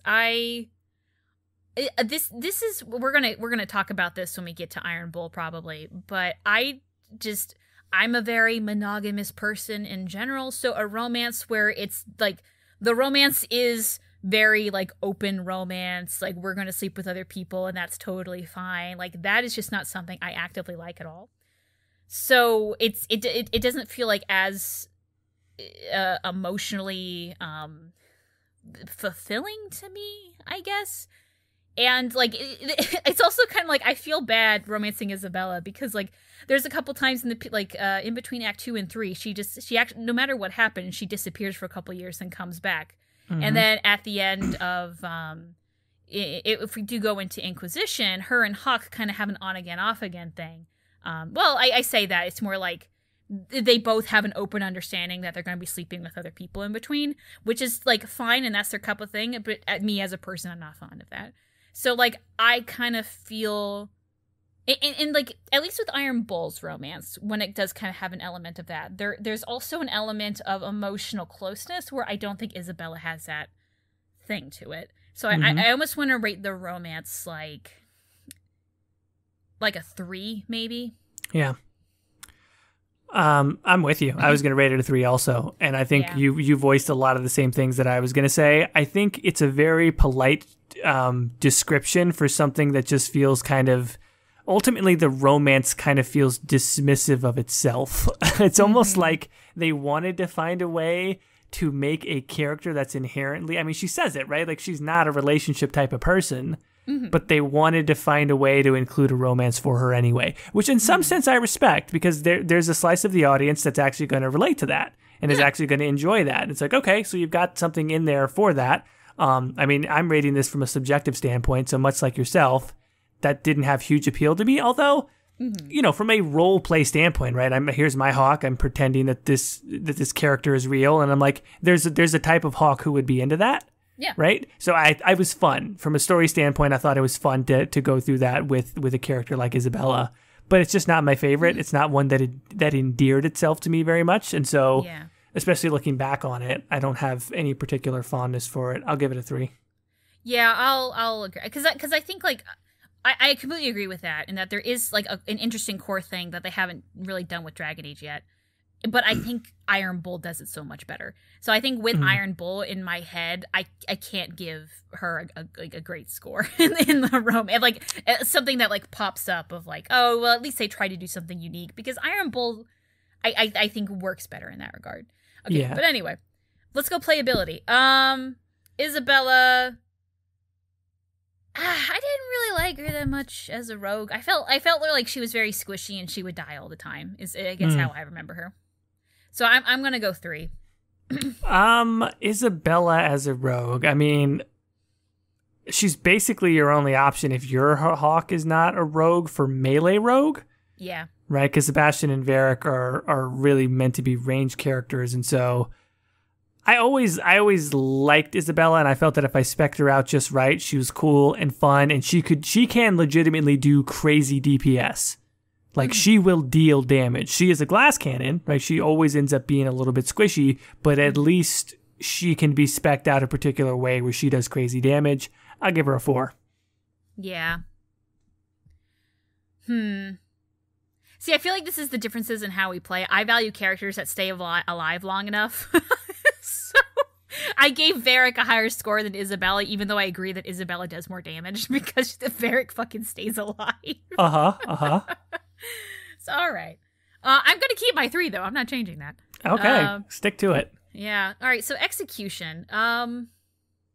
So I feel like Isabella kind of has a similar problem as Anders, where I actually think the voice actress is fine, but like Anders, I can't think of any standout moments, and I don't know if that's necessarily the material or Isabella. Isabella is just kind of always like flippantly there, you know. I can't really think of any like strong emotional moments with Isabella, and like, but that's also the writing, because like at the one part where she betrays Hawk, they make it a joke. You know, everything with Isabella, when they try to get close to emotions, they make it a joke. So I don't really think she has a chance to have that standout role. Right. So with that, I kind of want to give her. I almost want to say I'm in between a 3 or a 4, because I don't really think they give Isabella that chance to be serious. And like she is a generally funny character. It's not like they tried to write something funny and it didn't work. Because there are moments where you laugh and go, ha, Isabella, but I think there should have been more moments where she has that moment to kind of be emotional and open. Mm-hmm. And even though I know she doesn't like that, I wish that was also part of the dialogue of she's uncomfortable right now. And right. Yeah, and like they try to do that with jokes, but I think there's other ways to like be uncomfortable without having to resort to like butt jokes, you know? You're 100% right. God, I was going to give her a 4. I think you just talked me into a 3. Okay, we're both doing 3 then. Yeah, we're doing 3 on Isabella for execution. All right, well, there we go. All right, who do we have left? Well, Sebastian. Well, we got 3 people left, so, but the next on my list is Sebastian. Okay, Sebastian. Oh, I think I know how this is going to go. Yeah, okay, but, man, I feel not weird, but, like, bad for Sebastian. So, let's the overall character. I actually think the character of Sebastian, like, the intent of it, is actually really good. He is a reformed guy who, like, he was essentially the male version of Isabella when you go into his backstory. And then his family kicked him out because he was getting in some quite risky behaviors and getting himself into trouble. So they essentially sold him into the Chantry. And the Chantry was very like, okay, like, if you don't want to be here, we're not going to keep you here. But you should also recognize you're disappointing your family enough that maybe you should change. And he goes, you know what? You're right. I'm fucking up. I need to change myself for the better. And so he does. And I think that's a really interesting little story arc. And he found himself to be religious. And I know a lot of people like to slam religion for whatever, but I think it is an interesting story of a religious man trying to be a good person. And then, like, he doesn't really try to push his religion on other people. The only time he really talks about religion is kind of Isabella, because she brings it up.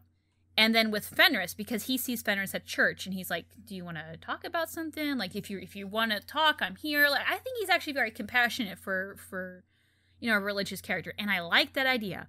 However, he is so shoehorned in this game. Yeah. He only in the banter does any of what I just described shines, and people only get bits and pieces of that.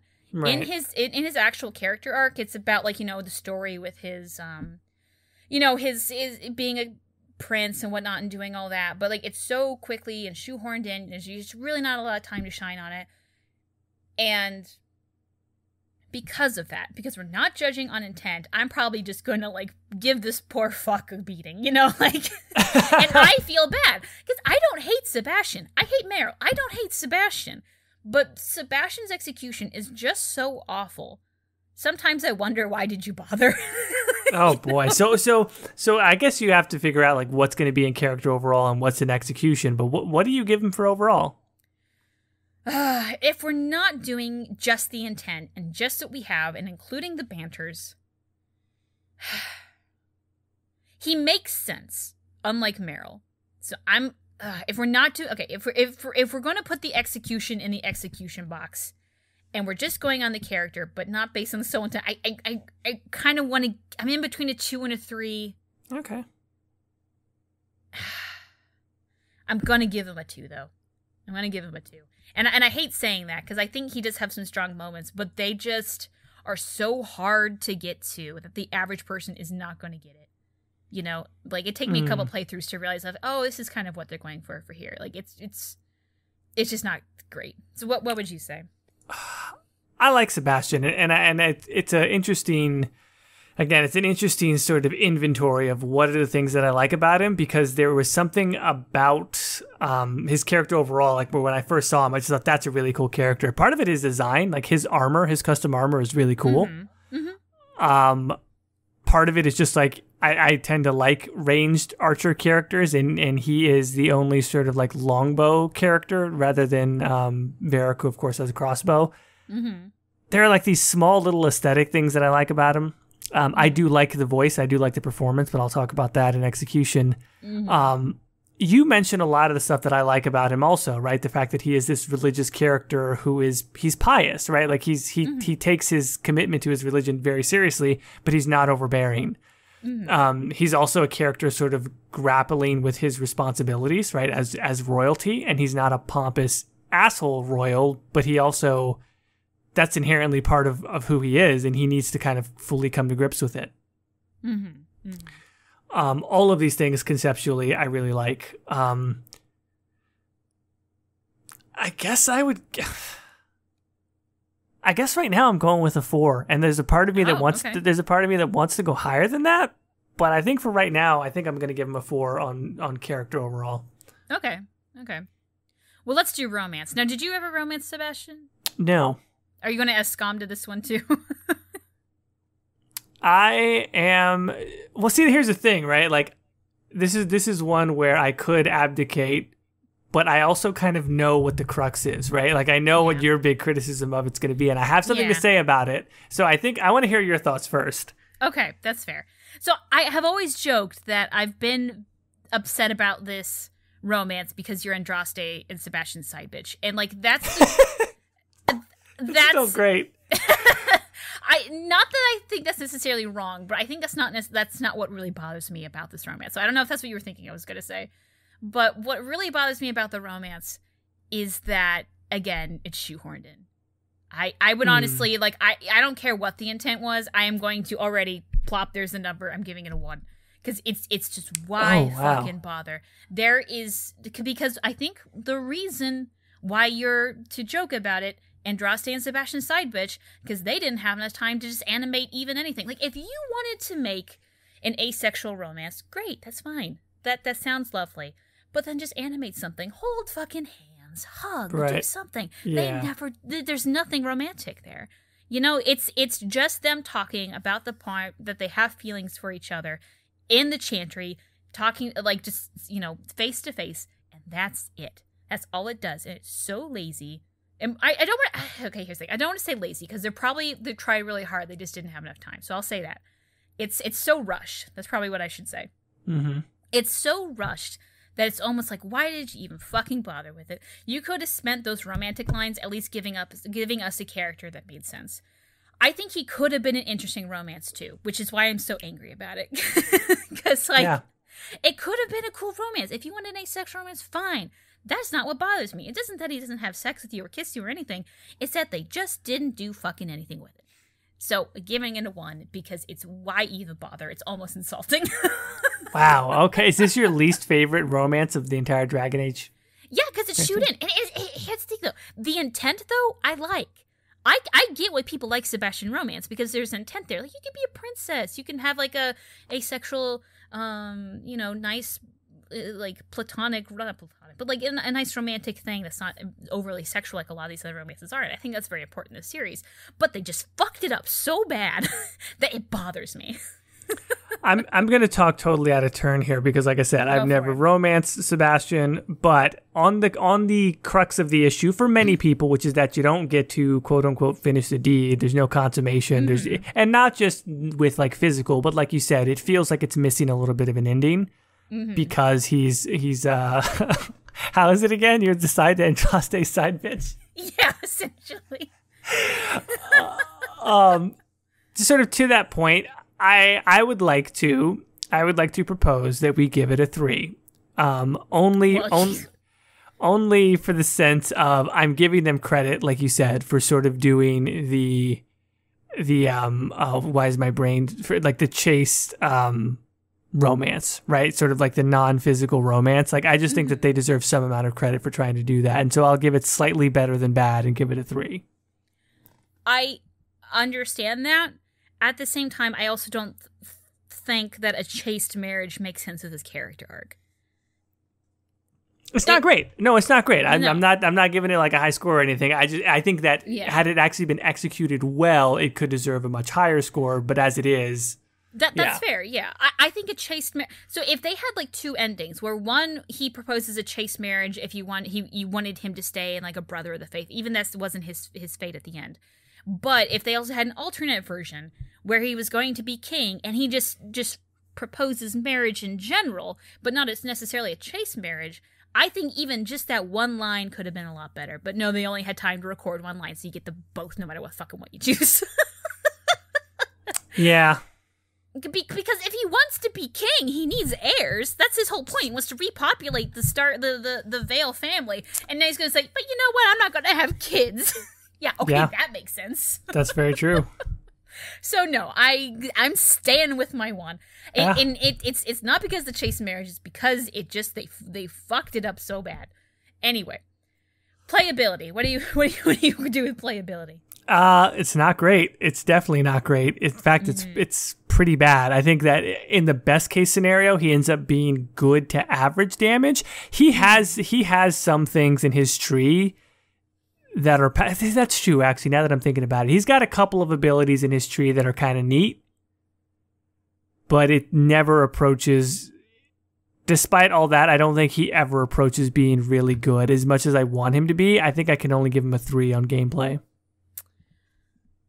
I'm going to give him a 3 too, just because I don't remember him being bad, but I also don't remember him being good.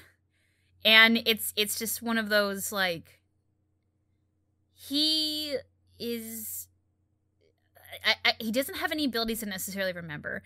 And it's also like because Dragon Age 2's friendship rivalry system, in kind of like early, mid, to even somewhat late game, it is so important who you bring on missions.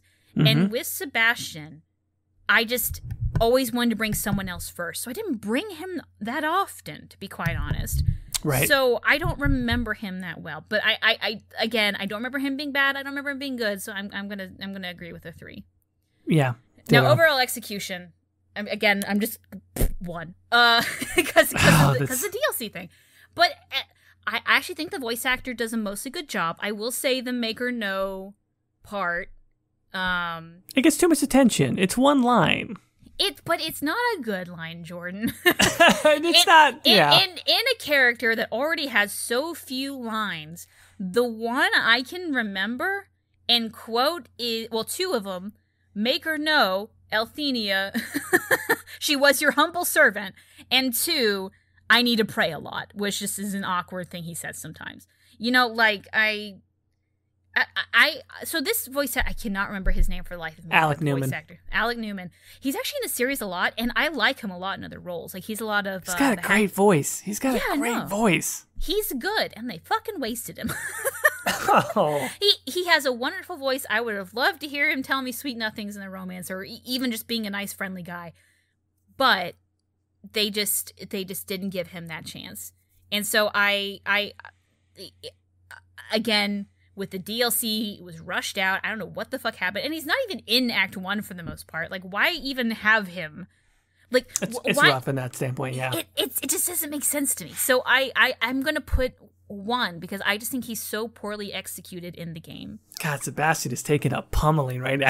and here's the thing. I actually don't mind him that much. It's just because of the terrible DLC implementation. Yeah, Sebastian is, again, like, there is something about him that I've probably failed to explain properly that I just like the guy. I find him endearing, and if I had to pin it on something, it's probably the voice. I think he's got a great voice. It's, for me, it's probably the thing that I actually like the most about him, along with the armor, which sounds weird, but he looks cool. He sounds cool. That could be like 50% of your grade in my in my companion class. You know what I mean? No wonder Fenris failed for you. Oh, how true! You're so right. That's exactly what it is, right? And so, like, he looks cool, he sounds cool, that's something to it. If I was just rating the acting, I'd give him a 5 on execution, but he doesn't show up in the first act. He does feel kind of shoehorned in a lot of places. There is at least one line that makes you go, whew, boy, we should have done another take on that. So I'm going to give him a 4 on execution. Okay. Hold on, let me... You did give you did you know what, this is a better Wait, you really slapped Fenris in the face. I'm just gonna say that. You know. All right. He can get in line behind Zevran. Actually, yeah. What's up with you and the elves? Male elves? Yeah. Just yeah, you know. Wait till we get to Solus. No, I'm kidding. Oh boy. Okay, well, let's talk about my baby Aveline.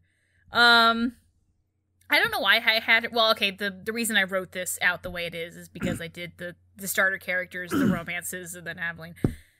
Anyway, so Aveline. Aveline's probably my favorite character in the entire series. Like, if flat out. Because I relate to her so hard.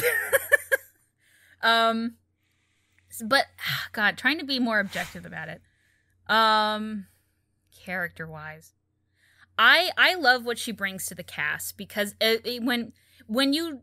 people really joke about how many, like, quote-unquote fuck-up characters there are in this lineup of people we talk about. Everyone has a major fuck-up, except for Aveline, who is, like, the moral backbone, which I think is what's supposed to originally be Sebastian, but it didn't work out. But Aveline really stands out as the moral backbone, who's just telling everyone, guys, we can't kill this person just because. Come on.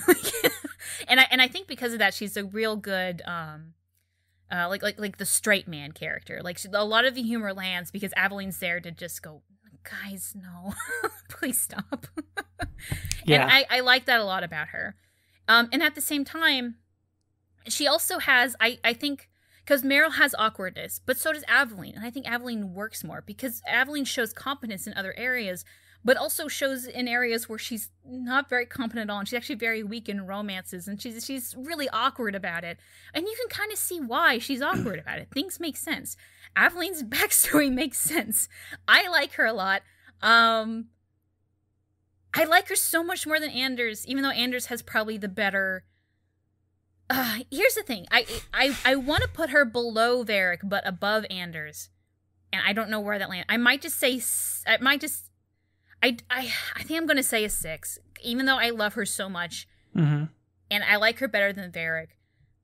And I think she brings a wonderful thing to the cast and the story as a whole.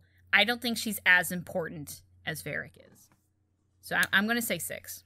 Yeah, I think very similar. I think we are on such similar lines when it comes to Aveline, because I have a similar dilemma with, like, her and Anders, right? Because I gave Anders a 7, and I do think that Anders and Varrick are really the most important characters to the story. They're the important to either the plot directly or the structure of the story, and I think that they are the two most memorable characters. But I think Aveline is right after that, right? Yeah. Like, Aveline, you know, when she's like, "You will not take him, you will not have him," or whatever it is. That is one of the best fucking lines of Dragon Age. Like, that is such a great moment. And it happens goddamn 30 minutes into the game, and I was just like, instantly, boom, I'm like, oh my God, I'm so endeared to this character. Mm-hmm. You know, I mean, there's so much about her. You already kind of touched on the fact that, like, helping her along her romances. I've been very complimentary of Outer Worlds and a companion that's in that game called Parvati.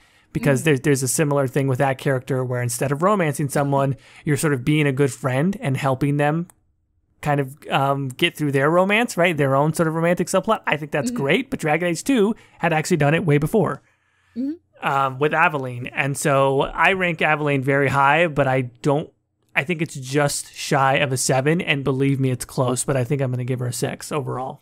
All right. We tied then. Well, we don't have to do romance this time. So playability. Aveline. It's an 8. Come on. It's a freaking 8. She is the best tank in the history of Dragon Age. She might be one of the most useful. Like, if anyone can get a 7 on gameplay across Mass Effect, Dragon Age, whatever, it's freaking Aveline. She is a must have. I think you're ridiculous if you play Dragon Age 2 without her in the party all the time. Yeah, no, she is the health bar of the group, you know? Like, yes. it's so because like I don't know if you know, but the UI, or maybe someone listening doesn't know, the UI only goes so far out. So if you have a character that has like a lot of health, the other bars will actually go down. So whenever I have Aveline in my party, it's like full maxed out health, and everyone else is like little peep squeaks of health, and it just looks so funny.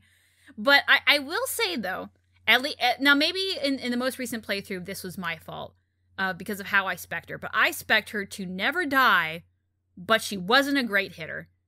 Oh, I've done this, dude. This has happened to me multiple times where I have to reload a save point because a dozen enemies are never going to be able to kill her. It's going to take an hour for them to kill her, but she can't kill anybody. And I'm like, I've basically lost. I just need to reload.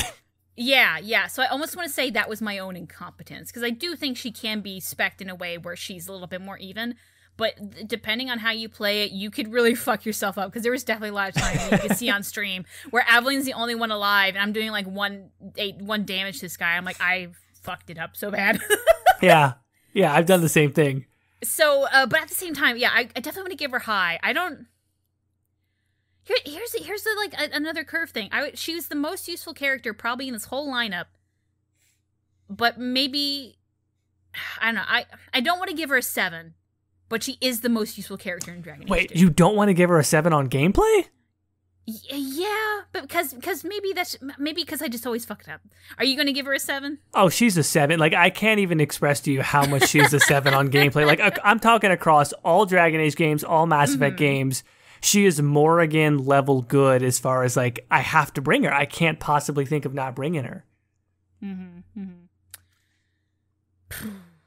See... You know, I will say, I don't think she's... I like mages so much, so I don't want to say she's the most useful character. At the same time, she's the most useful character in Dragon Age 2. So I feel like for this thing, I should give her a 7, because I do have that... I will 100% agree that she's probably the most useful character in this game. So, okay, I'll change my thing to a 7. Very nice. There we go. Execution. I'm going to put down a 7, because... Oh, wow, you're going in hard on this one. Because I fucking love Aveline. I love her voice actor. I think she does a great job being in both harsh and very sincere, and also very vulnerable, all in the same thing. I like a lot of her lines. I can remember a lot of them. And that one scene where, if you don't have a romance, well, no, she it happens no matter what, where she tells you about like her dying father. And like after your mother dies, and it comes off as this awkward story, and you're like, Aveline, this doesn't really make sense. But then she ties it up in a nice little bow at the end. Yeah, I think that was such a wonderful and beautifully written line, and there's a bunch of those little things peppered in here and there that I just love her so much in the execution. That I think Lucas Chris Johnson, I think it is the writer. Yes. I just think he did it so wonderfully, and I think that if everyone else was super rushed and he had the exact same time frame, he got out a lot unscathed in this. He did such a wonderful job on Aveline. So, and like, even though this game is probably considered one of the worst ones, and it's one of the most rushed ones, he was able to create my favorite character, and I think that's a wonderful execution, and so I think he deserves a 7. Yeah, I mean, look, I love Aveline a lot. I think you hit the nail on the head with that scene where after Hawke's mother dies, like, she's giving condolences, and it's a goddamn good scene. And I already called out the other moment where she's just like, "You will not take him," and I those are 2 moments that are really strong, just as far as acting. But my 7s on performance, on execution, are very prized, and I don't feel like I can give one out here, so I'm going to give her a 6 on this. That's fair. That is absolutely fair. Well, we have one more character that's probably going to be pretty quick. I mean, we're already at 2 hours. Can we just give Tallis a 1 and move on? No, I'm kidding. Well, to be fair, there was also 2 hours with the with our glitches, so this might edit down a little bit. Oh, that's further. True. Anyway, but Tallis, character. Wait, why don't you start? Because I started with Aveline. I never got on board. I was annoyed when she was on screen most of the time. I guess there is something to be said for the fact that she sort of represents like someone following the Qun who's not Kossith. which is not like that's not like that's totally unseen, but they really put that front and center, particularly towards the back half of the story in Mark of the Assassin. And that was about the only time when I kind of perked up and I was like, okay, I'll listen. Like, this is, I guess, kind of interesting.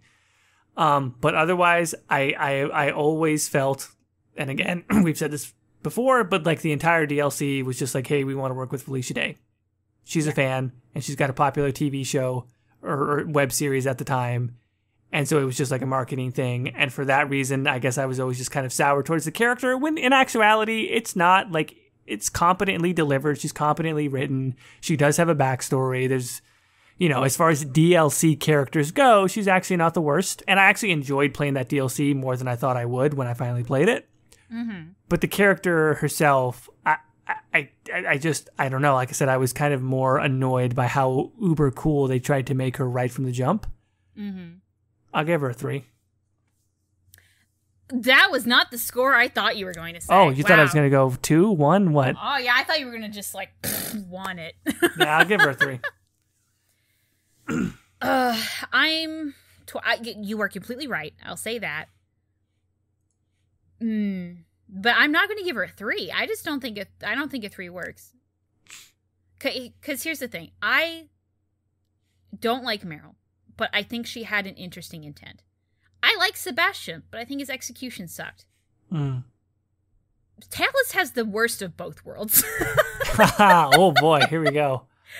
So I don't think the execution was good. Now I will say that, again, when you're in that prison cell and like she starts talking about a backstory, you're like, oh, okay, I get what you're going. But she has like what I complained about Isabella, where she deflects everything with humor. Isabella makes sense when she does that. Tallis, I cringe. Tallis is 14. Yeah. So I think because she is my least favorite, everything I feel like I've complained so far about characters thus far, Tallis is all of that combined. So I am going to give her a 1. Oh boy. All right. Because I really just don't like anything about Tallis. I'm trying to be considerate here and thinking of what's a good thing about Tallis, and I'm fucking struggling, Jordan. You know what? Here's the thing. I'm kind of having that same moment now, and so retroactively, I'm going to give her a 2. Okay. Just because I think that she does fit into category of like bad. Like, not the worst. I'm not going to give her a 1, not worse than bad, but bad. And so I'm going to give her a 2. Okay. Now here's the sticky part. Do we rate a romance? No, because it's just a freaking kiss, and it's just as much shit as Sebastian. Oh God. There's just as much shit as Sebastian. So should we count it? I mean, if you want to give it a rating, but I gotta tell you, this is not gonna. I mean, I thought that it would. Yeah, if I rated something, I'm gonna rate it like a 1. Yeah, I will say that it's. Let's go by the keep standards, and Tallis, you can say you kissed Tallis, but it doesn't count as a romance. So I'll say that. Let's not do it, because it just sucks. It just, again, sucks. It is peak like bad Bioware, right? If there's good Bioware and bad Bioware, this was like, and I don't even want to say Bioware. Maybe we should say peak EA, because it was like, hey, what is Bioware good at? Well, they've got like character relationships, and you can have romances. They're like, oh yeah, good, put that in there. That's part of the DLC. Yeah. It was just like such an add-on feature, and I'm just like, it was kind of really just kind of uncomfortable how they tacked it on at the end. Yeah, so let's go to playability then. I actually don't remember her being that bad gameplay-wise. Yeah, she's kind of like Isabella, but she has that interesting like knife throw basic attack, which I thought was cool at least. Yeah, she's like this weird combination of she can do up close and she can do far away.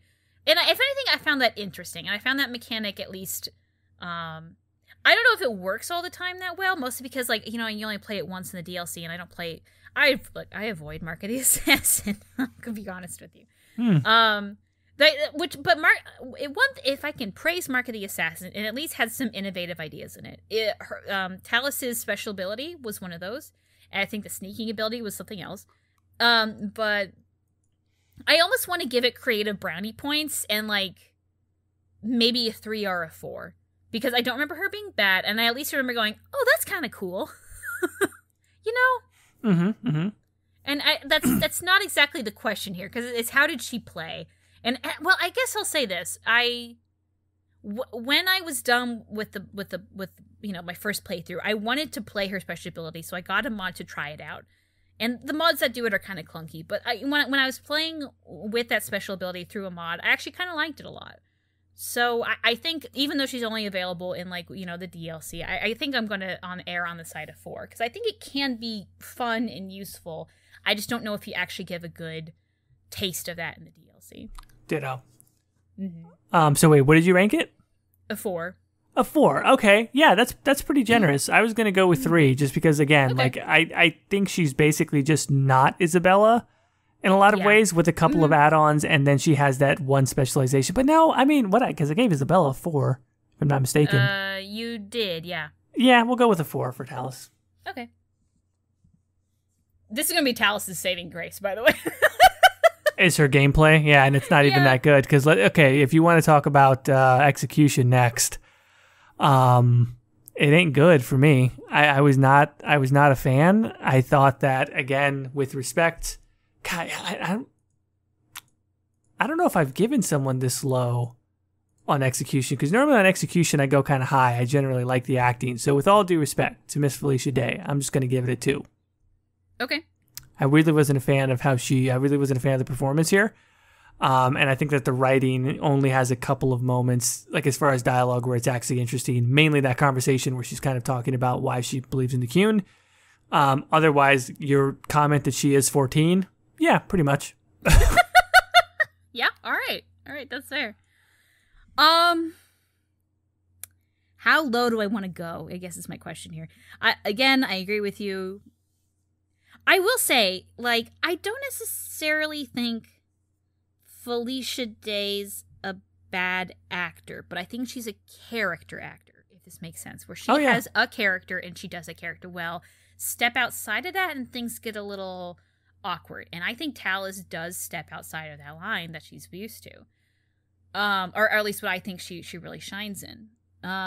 So not that I didn't think she made a good Tallis in like the voice acting sense. I think, because sometimes you'll have actors go in and voice actor roles and things are really not good. So I think she did fine in a voice acting sense, but just the writing. I don't know if that was EA, Bioware, or if that was her. It was her writing. Yeah, she did the entire DLC. I know she had the show, the whatever show. I know she wrote that. I don't know how much she wrote the DLC. Huh. I mean, that's a good point. Mm-hmm. We're not sure. So yeah. I don't. I will say though, the humor matches in both of them. So I wouldn't be surprised if she helped out. You're not wrong. And like everyone feels really kind of out of character, and the Mark of the Assassin too. Like there's a lot of clunky bits in there. And it feels like fan fiction. I mean, quite honestly, it does. It really does. And a lot of it's kind of like there's even like some like disturbing bits in there, and it's I don't. Ugh, okay, but we're talking about Tallis, not the Mark of the Assassin. So I hate the writing. Every time she had a cringy one-liner, I just wanted to throw myself off a bridge. So do I want to say a 1? Yeah, here's the thing. With Sebastian, I gave him a 1 because the execution was honestly just so poor and I'm frustrated by it. Yes. I'm not necessarily frustrated by Tallis' execution. I just don't think they did a good job. Yeah. So I might say a 2 because it's not that it's not good writing, and I don't think I think she gives the best performance she can, at least. Okay, I'll say that. She gives the best performance she can. Oh, that's worse when you say it like that. I know. It's not good. Let's back up for in the name of Felicia Day. Okay. Hugely successful, right? She comes up with this great show about the MMO. She writes that. She gets it off the ground. Her character is funny in that. I liked the guild. And the guild, that's right. The first episode. Not like I could be bothered to remember what the name of the fucking show was, but anyway. She's very and I think that she seems like a lovely person, and I think that you hit it on the head where it's like if it's the right role, right? Like she can nail that character. But this just felt like something that was it honestly could have been cast a lot better, but the whole deal was she's going to write and star in it, and so that's what it was as basically marketing. Mm-hmm. Maybe it just wasn't the best deal for her, but I don't necessarily think that means that she's not a talented actress. Yeah. I staying by what I said, though. I'm not going to take I'm not taking back my 2 either. Okay, I'm going to go with the 2, though, because, like, if she really was the one to write the DLC, or at least most of it, that's not a 1, that's a 2, because she's not normally a writer for video games, so of course it's going to come out clunky. Whereas Sebastian's DLC, it was written by people who make video games professionally, and it came out just as bad. Yeah. Therefore, it deserves a 1. So that's what I'm going to... If that is... I'm assuming that is true, that's what I'm using to justify my 2. But let me tell you, it's close to that 1. Okay. All right. All right. Well, give me like 2 seconds to add 2 numbers together because I can't count very well. We're good. Okay. So, who do you think is... Let's go with non-romance first. Who do you think was the highest and who do you think was the lowest? Okay, wait, hold on. So let's go with... So you're saying non-romance? Yeah, not factoring in our romance scores. Oh, that's right, because we got to do everyone together and then we got to rank romance. Yeah. Aveline. Correct. It was Aveline with 39 points. Yeah, that makes sense to me because we kind of split on Anders and Varrick, so we would have offset, but we agreed that that Aveline was very strong overall. Mm-hmm. And then the lowest. Oh, the lowest. Oh boy. Well, wait, Tallis, right? Are we going to include Tallis? Yeah, it's Tallis. Tallis is the lowest. Yeah.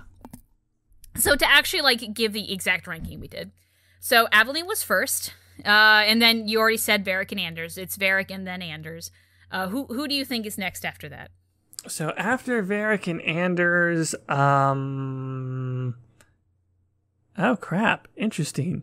Isabella or Bethany? It's technically a tie between Isabella and Fenris, and that would be thanks to me. You're welcome. Oh wow, you got it out there for your boy. Yeah, I got it out there for my boy. So it's Isabella and Fenris tying, and then after that we have a tie between the twins, Carver and Bethany. Naturally. Yes. Who do you think is next?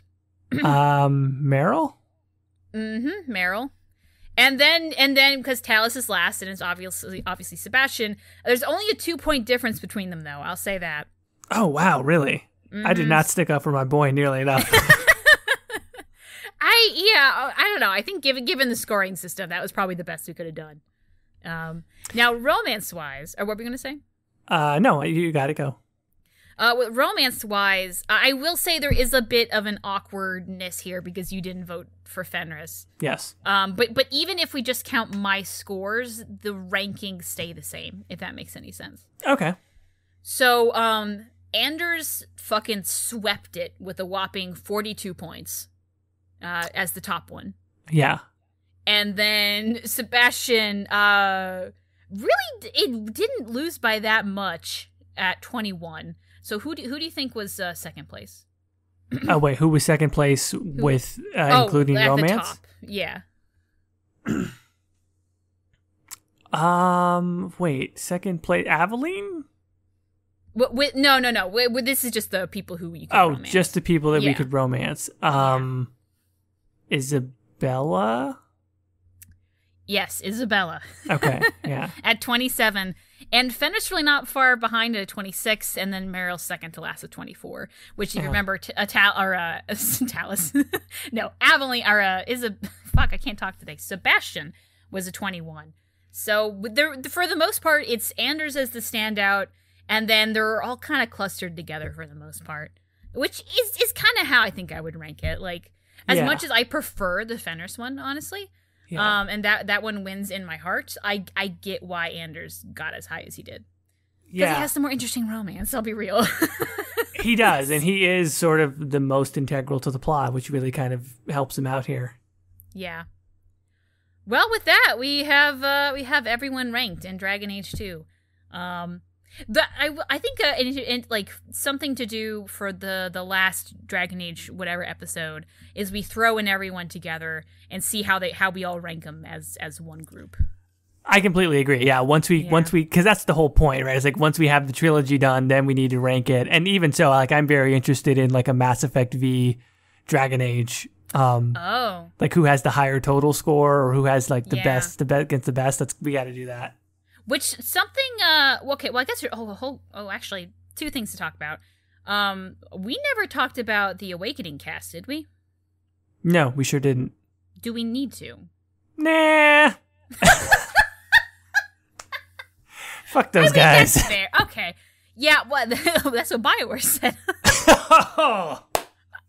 Because if you do that, don't you have to rank the two folks that hang out with you in Witch Hunt 2 and all that?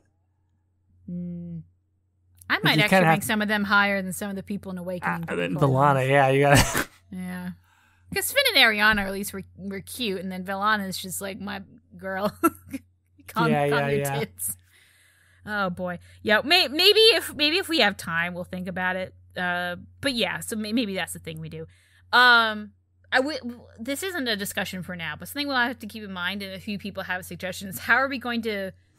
Because at least with Varrick, in between 2 and Inquisition, what are we going to do with his score? Are we going to like average them together? How are we going to do that? I don't know. Or maybe we just count them as separate characters. Like DA2 Varrick versus DAI Varrick. Yeah. Do we want to have that going on? That is because Mass Effect's going to have that same problem. I think we have to average them. Okay. Yeah, okay. I think we're going to have to average them. Maybe we should have 2 counters, one where we average and one where we just rank them all. I don't know. That's something to think about. Also, I'm going to have to like automate that process on a spreadsheet or something. Otherwise, we're just going to be like, all right, now that we've talked about, let me give me like 20 minutes to make a spreadsheet. Oh, yeah. Yeah. That's a thing. But with that, we've now done Dragon Age 2. This is probably going to end up being a pretty long episode, so I hope everyone dug it. It was a big cast. And next up, whenever we do, maybe not the next podcast, but the next one in this series should be Mass Effect 2. And I think that one, like, I think we kind of rated everyone a little bit low in Mass Effect Origins. Hang on. Mass Effect 1, yeah. Because, like, I think the characters start really shining in Mass Effect 2. So I'll be interested to see what we do with Mass Effect 2 characters. Same. I'm looking forward to it. But with that, I think we've covered everything. Caitie, where can the folks find you? You can find me on Twitter at Ghildirthalen and YouTube at Ghildirthalen. Good luck spelling that. Ghildirthalen. Like Apple autocorrect is just like, what the fuck, bro? It's like Porky Pig at the end of the Looney Tunes. All right, where can they find you, Jordan? They can find me at the Exalted March on YouTube, Instagram, and Twitter. There you go. All right, with that, guys, it's like 10 o'clock at night. We've been doing this for 2 hours, Darren. Goodbye.